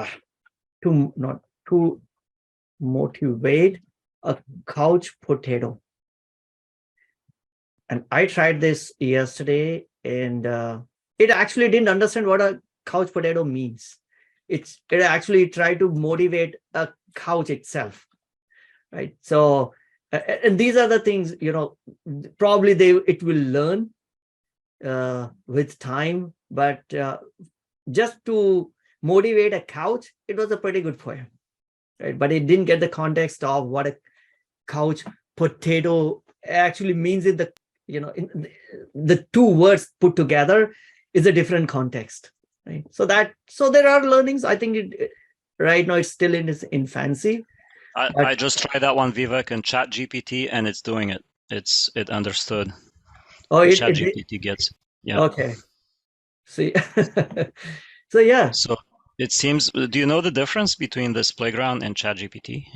No, I didn't try the ChatGPT yet. So go down. You see that link in the purple there.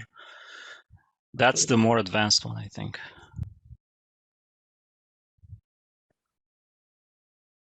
So at the bottom, if you type the same, it just gave me a long poem, and it.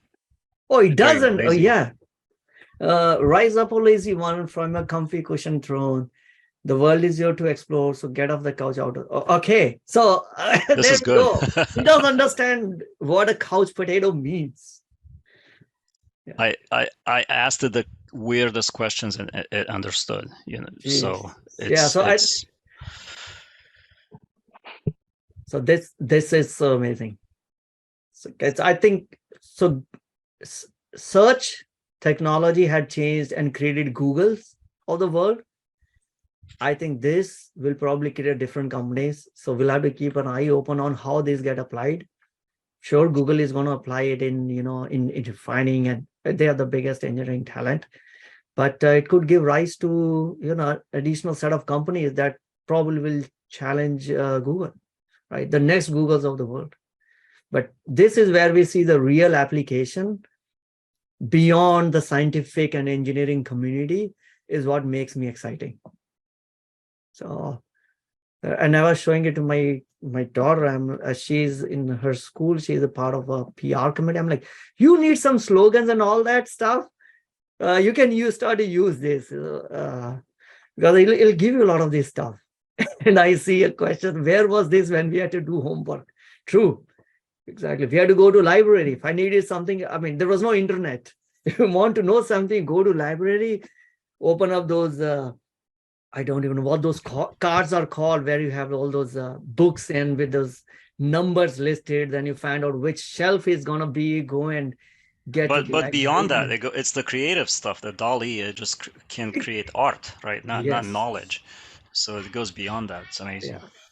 So yes, so yeah, I think there are, other than DALL-E, there are one or two other similar projects like DALL-E, which are creating AI generative images. Means these images do not exist, but it will generate based on the prompts given. And in one of the art competition, one of the AI generative images won the competition, but then the all other artists were up in the arms saying that it's not fair. It's not fair that they are competing against an AI tool. So anyway, so I picked up some examples. Give a prompt, white Siamese cat, and then you can change your prompts. Close up studio photography portrait of a white cat that looks curious with the backlit ears, multiple prompts. And yeah. So, all right. So this was one technology I wanted to share. As says, next poem Pulitzer will be DALL-E. It'll become very difficult to figure out where the work is coming, how much is done by human and how much is done by the use of AI, right? But I don't think it would matter. Like today, it is. I mean, if you are competing for your promotion in the office, doesn't matter whether you're using your own head or are using Excel sheet, right? Or you're using the tools provided by Microsoft to do a better job. The one who gets the job done better will get promoted. And looks like in the near future, we all have to learn and make use of these tools to stay ahead in our lives or to stay ahead in our office, right? For the next promotion, because these have become very productive tools. And you want to create a sales pitch, either you can sit through and think for 2 hours and to create a sales pitch, or make use of DALL-E, get an initial draft and then build on it, or give ChatGPT-3, give it a prompts on what exactly you're looking for and make small changes in prompts, and it'll give you the pitches, and then you can modify it and be ready in much quicker time. So I think the world has advanced from making use of calculators to computers. The next one would be, guys, each one of us need to know how to use these AI tools. Okay. All right. So there was another study. This was the same UPenn professor who was, looking at this ChatGPT-3, and he said, I went through my own Google search history over past month and put 18 of my Google queries into ChatGPT. I then went back and ran the queries through Google once more to refresh my memory. The end result was the ChatGPT answer was more useful than Google in 13 out of 18 examples. Right. Useful, of course, is subjective. In this case, the answers that were clear and comprehensive is what he found as useful. A query about whether condensed milk or evaporated milk was better for pumpkin pie, it sparked a detailed answer from ChatGPT-3, which explained how condensed milk will lead to a better sweet pie. Google just provided a links with no clear answers.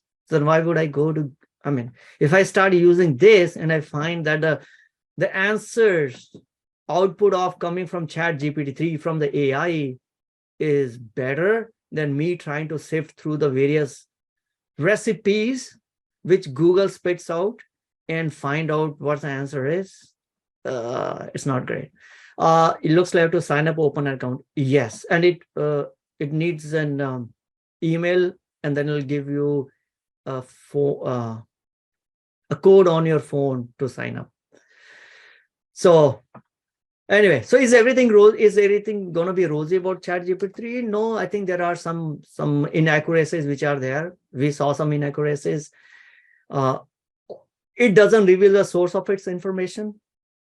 The creators even can't tell how it comes up with the answer that it has come up with, right? So that's a biggest weakness also. If you see a wrong answer, we don't know how to even fix it because we don't know how it came up with the wrong answer, right? It learns by itself. And I saw somewhere saying it is biased because maybe the data that it had used to train the model, that could have been biased. Just like in the video that narrator was saying, if you train this model by showing an aircraft plane picture but the label called cat, it will understand that the cat is an airplane, right? If it has been trained with that. I also saw that I think Elon Musk was saying, because this OpenAI also used a lot of Twitter data to train the model. And now I think there was some chatter that they don't want to be, just don't want to be a non-profit organization. And then Elon Musk was saying, if that's the case, they're going to stop sending the data to OpenAI. But yeah, it's again, what kind of a data you get and then how you can train it. But ChatGPT has amassed 1 million users in about 5 days. I'm one of those users. This is an extraordinary milestone. It took Instagram 2.5 months to reach that number and 10 months for Facebook. Right? And in 5 days, this stuff has got 1 million users. So yeah, there are inaccuracies which will be hard to spot because the way it presents the answers, it is so compelling that it sounds like an expert. So we don't even know if something is factually incorrect unless we look to some other sources, right? So, but so S says, daily example why Google stock went down so low. No, I don't think that's the case just yet. Have you heard of a stream deck from Whale? No, I don't know what context of Whale are you referring to. Okay, a wall stream deck. No, I have no idea. Wall stream deck. So before I jump into quantum computing, I also asked Dali a question: what is a quantum computing? And again, I had to spend some time this week to grasp another crazy idea, which is quantum computing. So what the chat GPT, or sorry, this playground refers is quantum computing is a form of computing that uses quantum mechanical phenomena, which is such as superposition, entanglement, to perform operations on data. This is factually correct. It is a new rapidly developed area of computer science, which has potential to revolutionize computing. Again, correct. They are different from traditional computers as they use quantum bits instead of binary bits. That is also correct. This allows them to perform calculations much faster. So all these things are correct. So with that, let me see, what's Valve Steam Deck?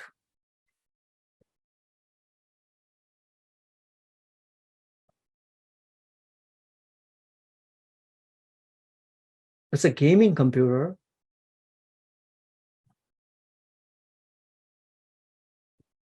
Are we talking about the same thing? You're referring to the gaming handheld device? I mean, that's what it shows up.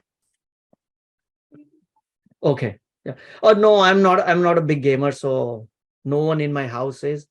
So would be the last person to know about any new gaming console being released, unless it is from one of the companies that I hold in my portfolio. So I have no idea.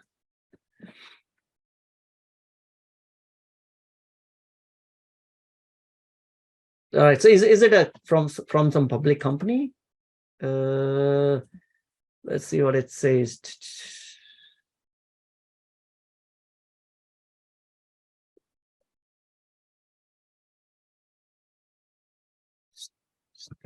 Steam Deck. It's a Steam Deck itself is a company. No, I have no idea.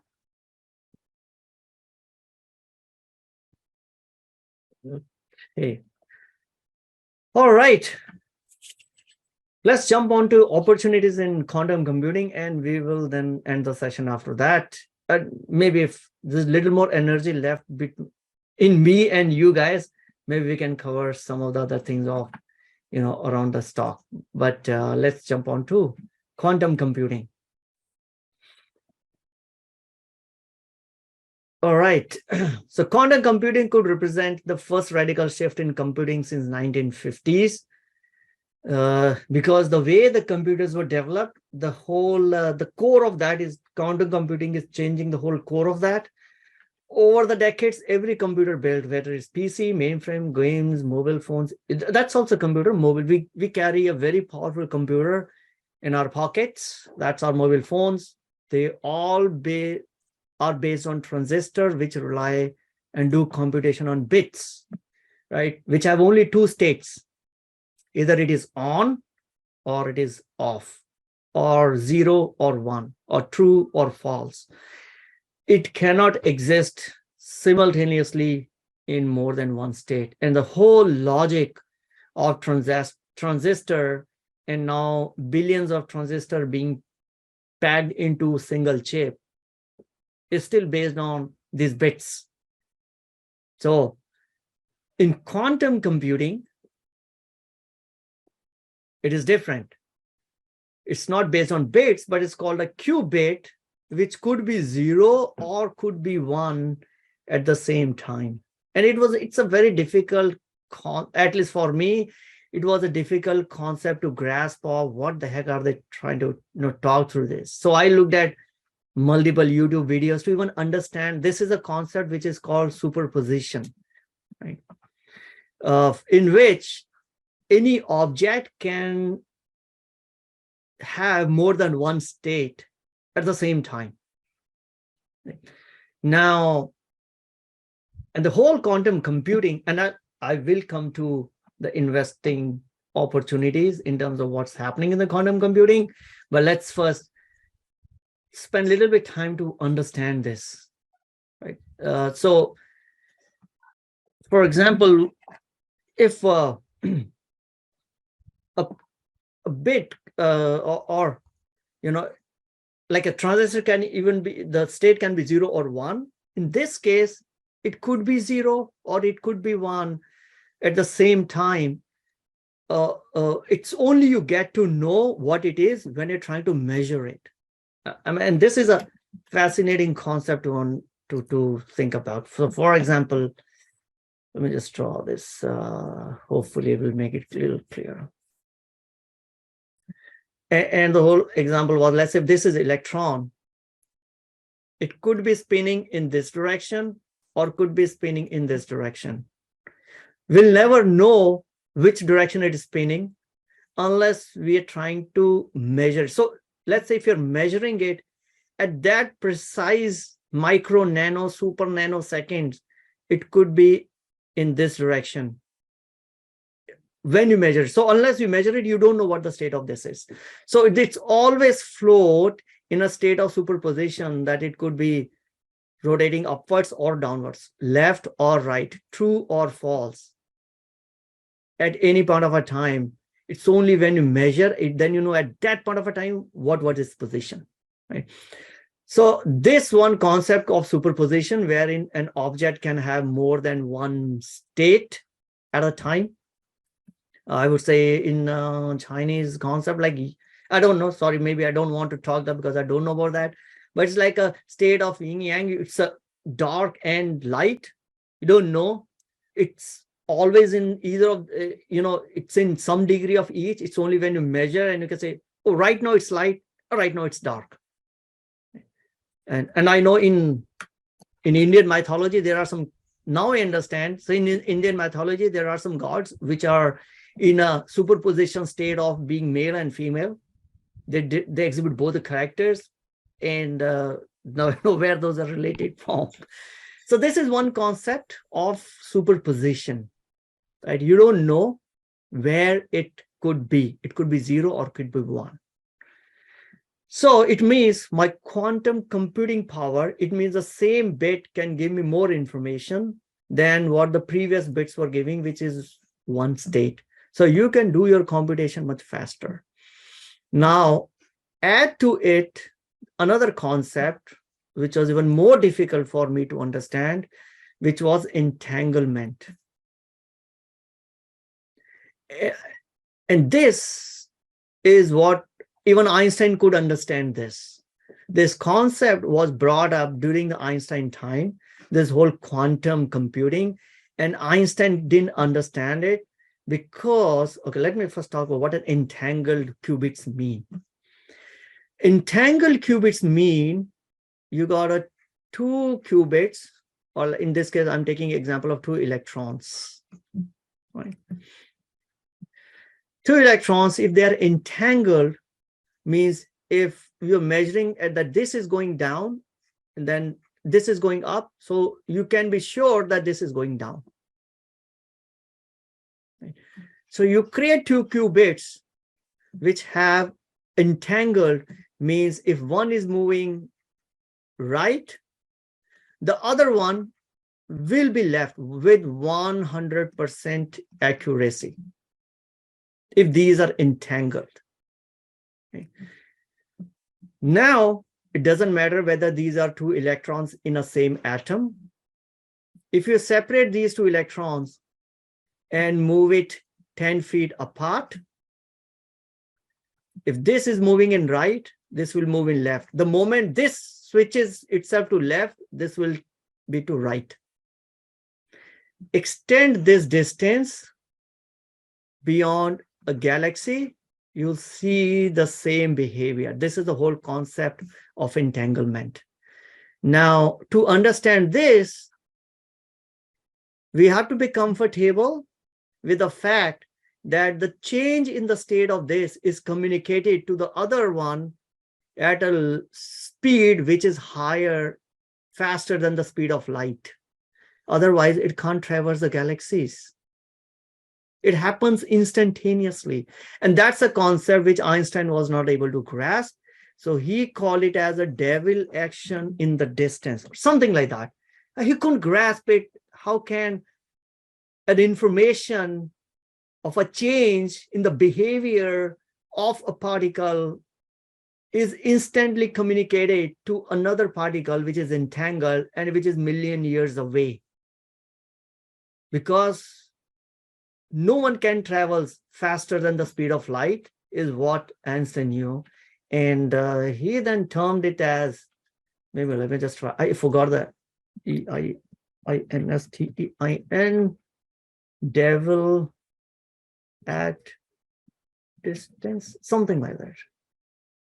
Oh, spooky action at distance. Sorry, not devil, but spooky action at distance. Because this was so difficult to understand that at a distance, something else, spooky actions are happening. But now, interesting part is, using these concepts of qubit, now your computing power suddenly become exponential. Right? So you add the entangled qubits. So for example, if you get 2 qubits, you can get 4 states. If you get 3 qubits, you can do 8 calculations. If you get 4th qubit, you can do 16 calculations in parallel. Right? As the number of qubits increase, you can get a system that isn't matched by conventional computing. And that is why this whole quantum computing is becoming, will be a revolution in last 50 years. To match a power of 100 qubits, you need equivalent of 10 trillion years of classical computing time, because the normal computing is such a solution sequentially. Quantum computing is trying to evaluate all possible simultaneously, because it's not a question of it's being 1 or 0 individually. It could be 1 or 0 in parallel. So that's why it's way faster exponentially in terms of computing power. Jay has a comment. I wanted to ask Vivek a question about quantum, but I just ChatGPT. Exactly. So unfortunately, I had prepared this content before I came and opened an account in ChatGPT. Otherwise, I would have just asked this question in ChatGPT and could have come up with this one. So this is from a previous week. So I'm sure ChatGPT will do a much better job. All right. So benefits of quantum computing. Now let's look at, this is all science, right? Difficult to understand, can't wrap my head around it. Einstein couldn't wrap his head around it, so who am I to talk about it?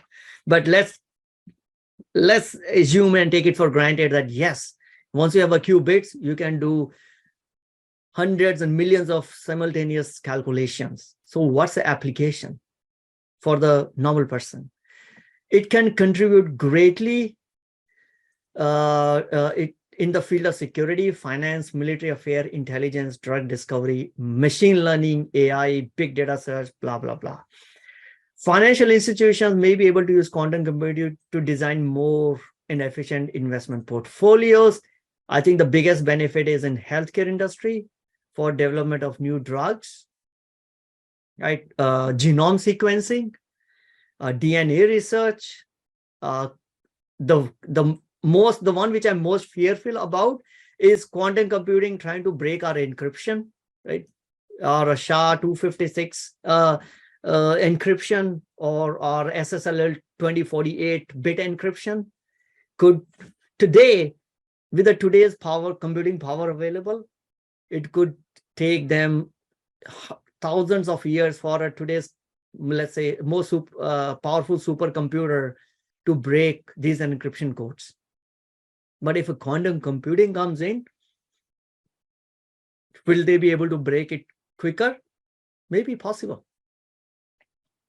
Okay. So it could be used to design more efficient, safer aircraft and all that stuff. So that's no wonder there's so much interest now being generated in quantum computing. So, all right, we already talked about this little graphical message on, graphical picture on what's the difference and why it can do so much calculations, because it can be 0 and 1 at the same time, can do a lot more calculations. Let's get into how it looks like. So this is a quantum computer. It doesn't look like the computer that you and I are used to seeing. Is like this. Right? This is so it will be years before you and I will be able to get one in our house. This is a quantum computer. Right? And of course, it needs a lot of a cooling power and all that stuff. It looks completely different from any type of computers that we may have seen. Okay. Hey, thanks, Jay, for answering that question on how do you disentangle elements or qubits. Yeah, so I think there are some YouTube video around it. I didn't get into detail of how you create it, but it is possible to create this. So this Google has a quantum computing chip. I picked up some photos from a Google blog. This is how the quantum computer looks like.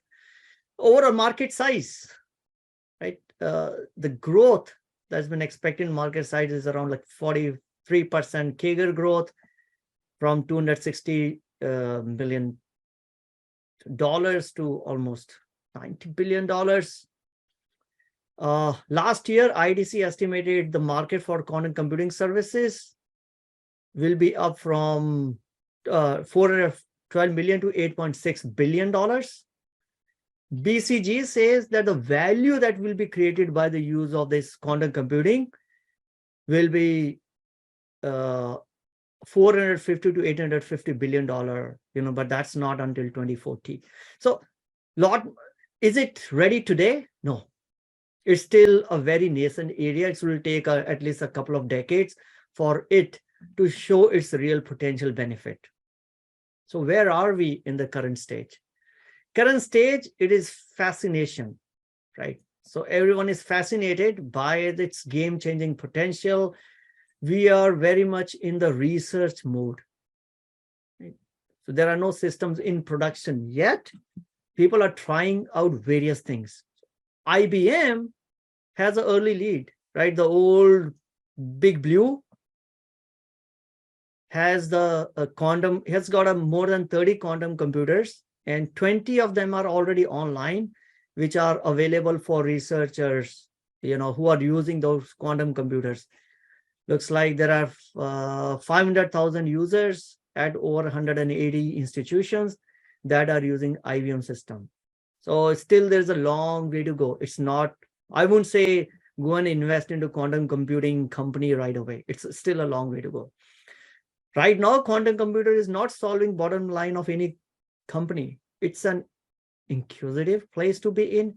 It's an interesting ideas. It is an, could define our future, but many more super early. And, excuse me, Vivek, if quantum computing is so early, why are the big three like Palo Alto Networks being valued so heavily? So Palo Alto Network is not on quantum computing. They are on the network security. So there is no individual quantum computing company, and I'll cover some of those companies, but there is no pure quantum computing companies that are valued really heavily. Okay. So Amazon have got their own hosted quantum computing called Amazon Braket, BRAKET, right, in which you can access quantum computing over as part of their AWS. But again, they're just getting started. So that's a comment saying from we are still discovering applications which will be useful, right? We're still getting ready for quantum. No one is using this in production sense. It's still in research mode right now, like this ChatGPT-3, right? So we are already, we're just trying to have fun with it. But the potential could be immense once you start to use it in a real life and put it in use. So who all are interested in this? Of course, there are classical players, right? Microsoft, Intel, Google, Amazon, IBM. Either they are building, they are all building quantum hardware, along with Japan's Toshiba, NEC, NTT, China is Baidu, Huawei, Tencent, Alibaba. So these are all are the players that we are aware of. We talk about these companies. There are small firms that rode the hype in the public markets, right? And most of them came to public market through SPAC. I guess probably most of them would have come in 2020, because that's where the SPAC market suddenly opened up. Everyone was putting in those SPAC companies. So now these are pure play quantum companies: Rigetti Computing, D-Wave Quantum, IonQ, right? But I don't think anyone have seen a good production real life use cases just yet. So if you look at these, how have they performed? Or from a stock perspective, I mean, Rigetti is down 88%. It came in 2022. What it does, it builds semiconductor qubit systems. IonQ, it is focused on trapped ion systems. This is, again, I didn't get into details of how these, they do and create this. It is down 71%. Archit Quantum, it is focused on quantum safe encryption. There I saw a message there about, did you invest in participant funding case Q Secure? No, I did not. The reason, and this came in a while ago, and I used to attend those case lecture. I did not, because at that point of a time, my thought process was, it is a solution in search of a problem. But quantum computing still has a long way to go. And that was one reason. Number two, if I want to do a VC investing, I want to have a sufficient fund so that I can invest in at least 10 companies. At least 10 companies. And I don't want to venture into pre-IPO and VC investing until I'll build the corpus to invest in minimum 10 companies. That's how I mean, at least I'm aware that that's how the VCs, the success rate in the VC is. Even the 10% is higher. So unless I can spray my investment in a pre-IPO or a VC companies over 10, 15, 20 companies, the hit rate is going to be, it's the percentage of success or the ability to see investment in good is going to be very low. So that's the reason why I did not focus on CHWY. I thought it was too early, and I don't have a corpus to invest in 10. We'll build sometimes when I get more interested in pre-IPO, but right now I think I'm having enough fun on the public side. So, but all those companies, even the ETF is down like 30%. But ETF has got other companies as well, Baidu, Microsoft. So if you're looking at a pure play quantum, they're all down heavily. Now, if you want to play quantum, right, which are some of the other companies? So Google is doing something with on the quantum side where they are developing full superconducting quantum systems, which we will offer along with their Google Cloud. I guess Amazon does the same thing. Baidu is launching 10-qubit full stack superconducting system based, in August 2022, Honeywell, IBM, Intel, Microsoft, NVIDIA. Now, the reason is this is really early in the cycle, and pure play means if you want to do this, this is like taking your lottery ticket, could hit it out of the park, or it could go down to zero because they have no other revenue streams. Whereas these are, you can take a small bet on quantum while they have other revenue streams also in parallel, if you want to play the long game. Now, depending on how much of a risk or what kind of a capital you want to put on quantum, you can pick up whichever you want to. But I would stay away from any venture. Again, there was a lot of a venture money that flowed in. I think it was $4.5 billion or $5.4 billion somewhere. There was some number around that. But I don't know where it went. So, yeah, I mean, why not? The potential is high. If it succeeds, it's going to change the world. Going back to the discussion that at the start of the session I was having, it doesn't matter how difficult it is to implement, but if it succeeds, it's going to change the world. A lot of VC money will flow in, and VCs will be able to put money in 10 projects. If you are investing any one of the VC project, can you do it in 10 projects or not, or 20 projects or not? There was $5.4 billion in last 5 years. 251 quantum startups have come.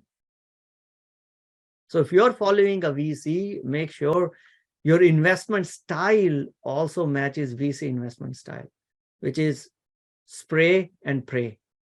It's not a targeted investment. So the traditional players could still be, an opportunity to get some exposure to quantum while keeping an eye on what's happening at the overall, in the bigger space in the quantum computing. Like I said, we are still early, right? And let's finish this one with this Dilbert cartoon. How is your quantum computing prototype coming along? Great. The project exists in simultaneous state of being both totally useful and not even started. Can I observe it? That's a tricky question. So this is where the superposition is coming in, right? It will be worth the work and worth the wait. But I think as an investor, we need to size in and pick up the right companies and have the right timeline mindset. If you're picking up a pure play company, be ready mentally, saying you could lose everything, and it may be years before you can make any money. So if you're okay with that, yeah, great. It's a big risk, could become big reward. If the company that you picked up, and could be any of the company, and I have nothing against any of those, let's say, either the public companies or the private companies, But if one of them becomes Google, that's a risk taken. But will it be the one that you picked up, or will it be the other 249 that have received funding is a big question, which I would say no one has answers. Even Google VC backers did not know what Google would become. Right? That's why they spray and they pray. Right now, I don't have enough money to spray on 15, 20 projects. So I'm not doing on the VC side. All right, so that's on the quantum computing, quick update on quantum computing.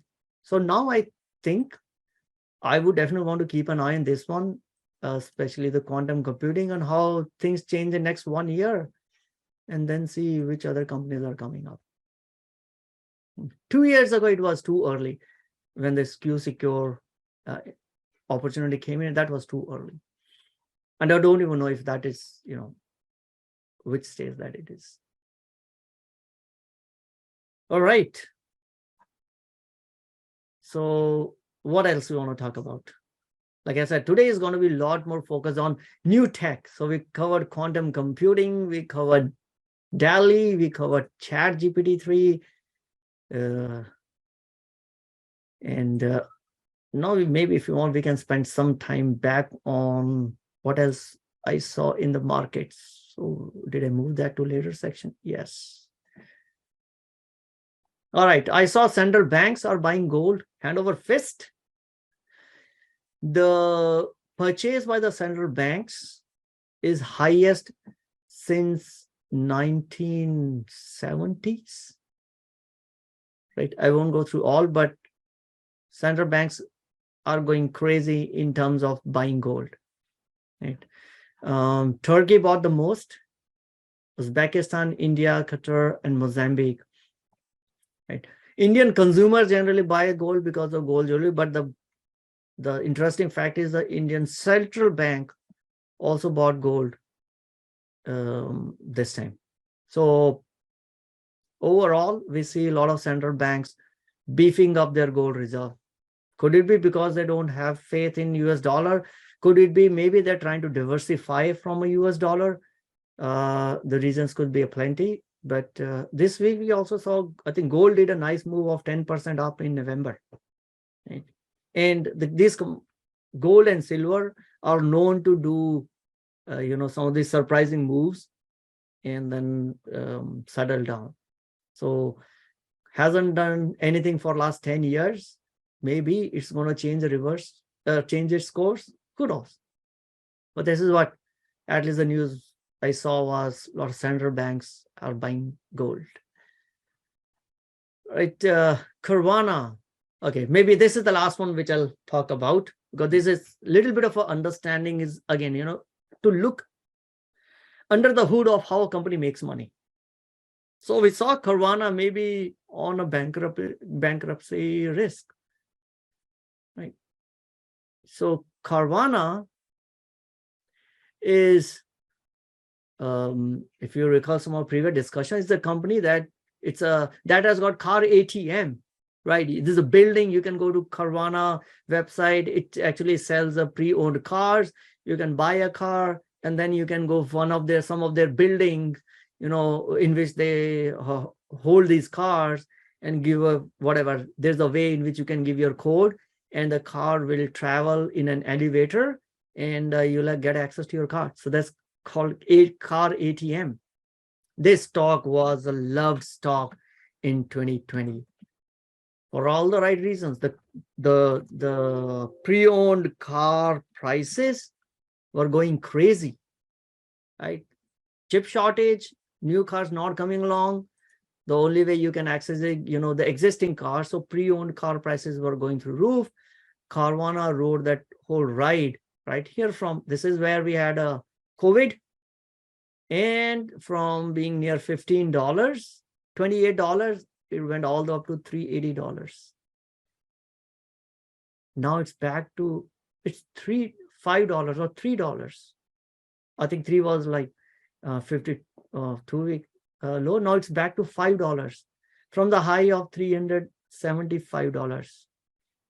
Right? It's lost 98% of its value, not facing bankruptcy. What has happened? I don't think the used car market has gone so bad. Do you guys think that used cars are now available at throwaway prices? No, I know in 2022, in the recent report, it is the used car prices have declined 14%. But the 14% shouldn't kill Carvana.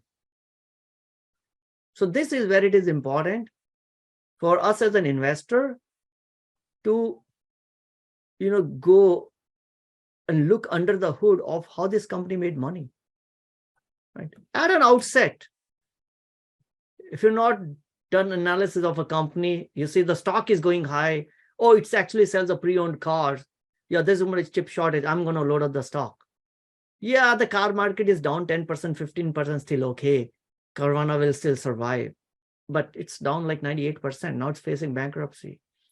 The reason the business model of Carvana is that it does not make money from selling cars. This might come as a surprise to many of you. But the business model of how Carvana actually makes money is by, any guesses? Take a guess. I kind of gave it that it doesn't make money by selling cars. Sorry? Finance? Exactly. So what it used to do, it would securitize the car loans, sell to investors. That's how it used to make money.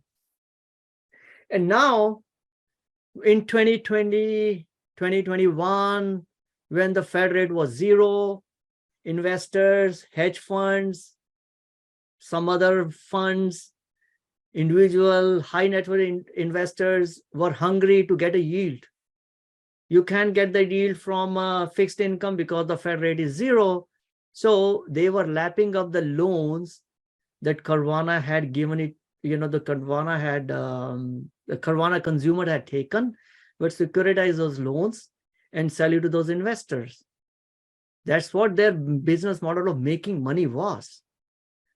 2022, what happened? Guys, I can get 4% in treasury. Why need to take a risk of buying a car loan, which is giving me 6%?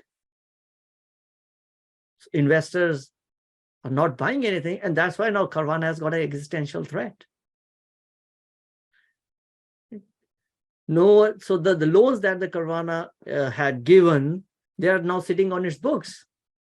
It's not able to get those loans cleared from its books and out to the investors, because investors like, hey, if the car loan is on 6%, if I'm buying that car loan, it made sense when the Fed rate was 0.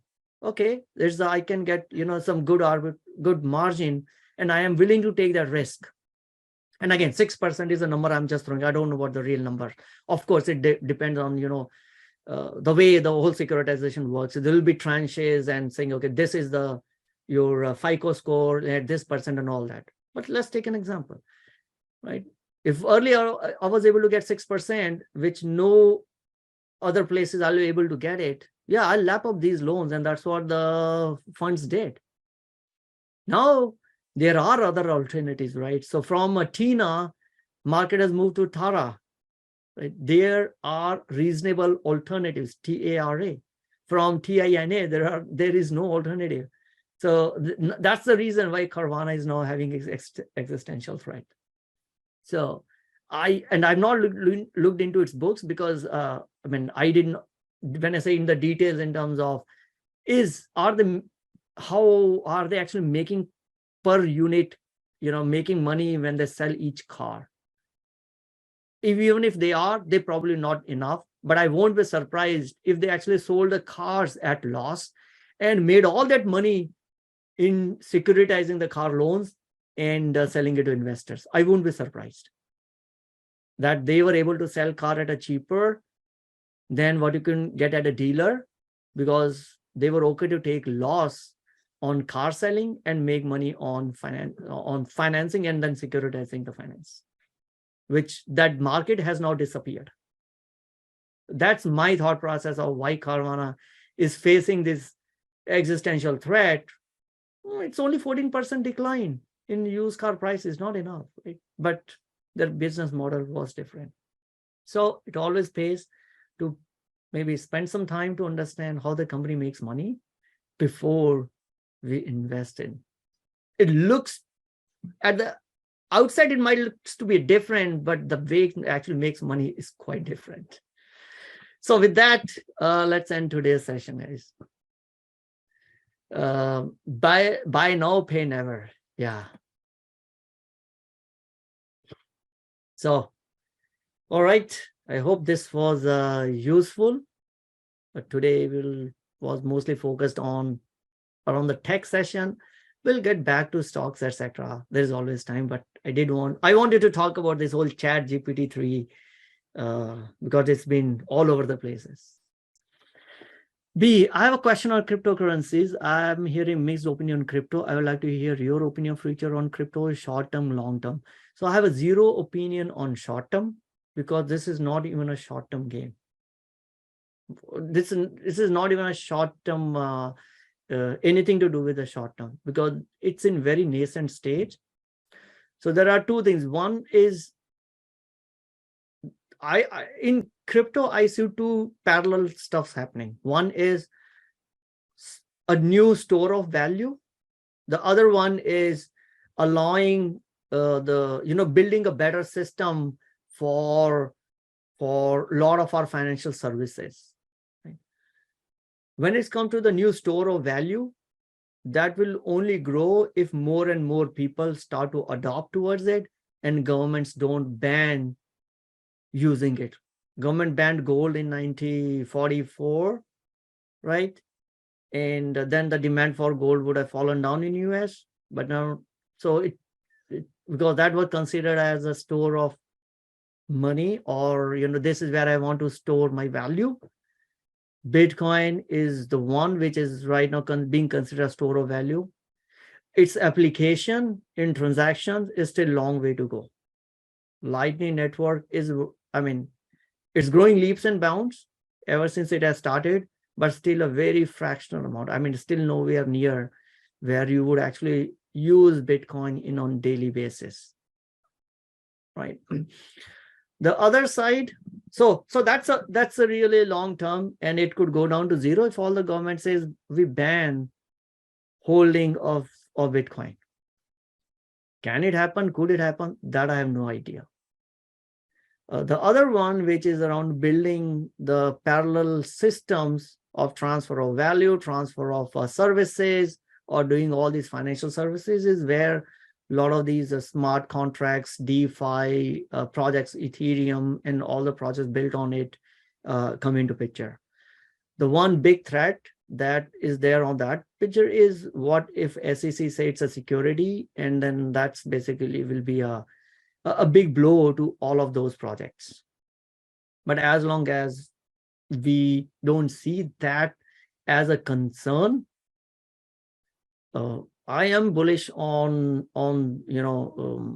those, like say DeFi or smart contract based economy. Will everything completely move towards that? Probably not. But the current players will start to use some of these in their daily transactions as well. For me, getting a loan on DeFi is much better than it's much easier than going to a bank and getting a loan from bank. Right? So I understand the whole value of that because I've gone through that experience. You can just loan your asset. Again, you have to think, who are you loaning to? Right now in the markets, the companies that have all gone down were the centralized companies, which were run by a person turned out to be bad, fraud. It has taken every other company along with it. If you really want to focus on the crypto side, focus on something which is completely decentralized, not owned by any one person, right? But in both cases, both are long-term. So I have zero short-term opinion. So, and even on a long-term, it is super risky, even I would say more risk even than some of the other VC companies. But it's got a huge potential as well. Standard Chart says in 2023, Bitcoin will go to $5,000. And this guy, the famous VC, Tim Draper, says in 2023, it will go to $250,000. Right now, it is at 17K or wherever it is, right? Figure bet, who is right? Maybe none of them are right. So it's still,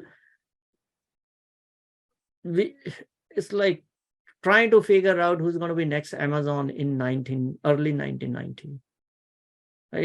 So it's going to be super speculative and super risky. So only thing would be position size it accordingly. If it's going to be as great as what, say, Kathy Wood says, her target is by 2030, each Bitcoin will be $1 million. Who knows, right? And she has her own calculations. And everyone has their own calculations why it will be zero. And the other person has its calculation of why it is going to be $1 million. That's what Kathy Wood's prediction is.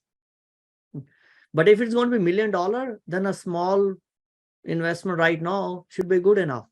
Or if it becomes zero, then you will be happier that you only had a small investment. So I think in this point, position size is the most important thing, because it could swing to the extreme on either side.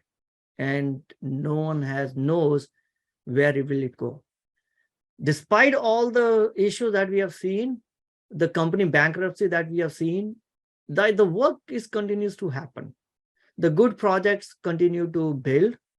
Ethereum is going to release their staking stuff in the next release, and then they're going to move to which was their purge. They have 5 stages, right? So they're going to move to the next one.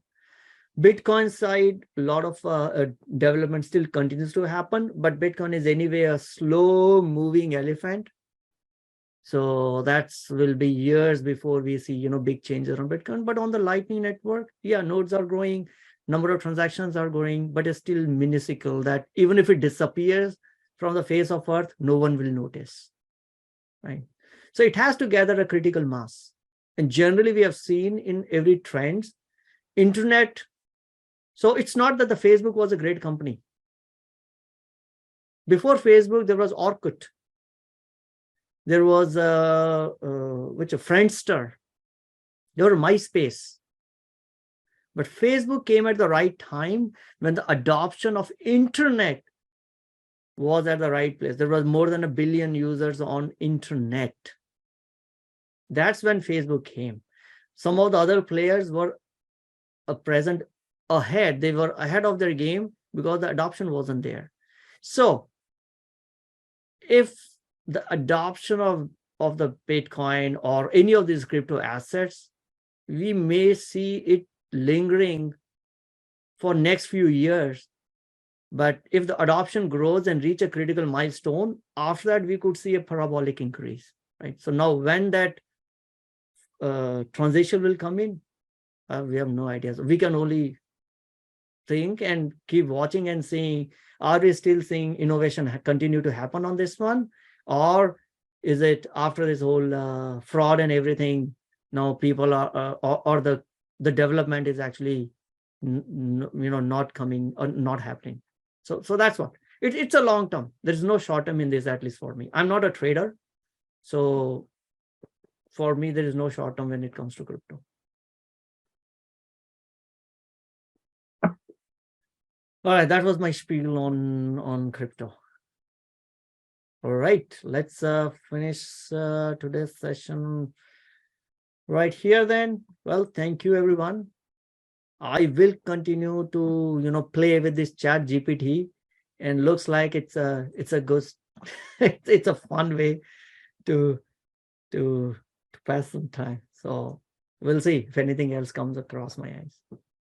Cool. Thanks all.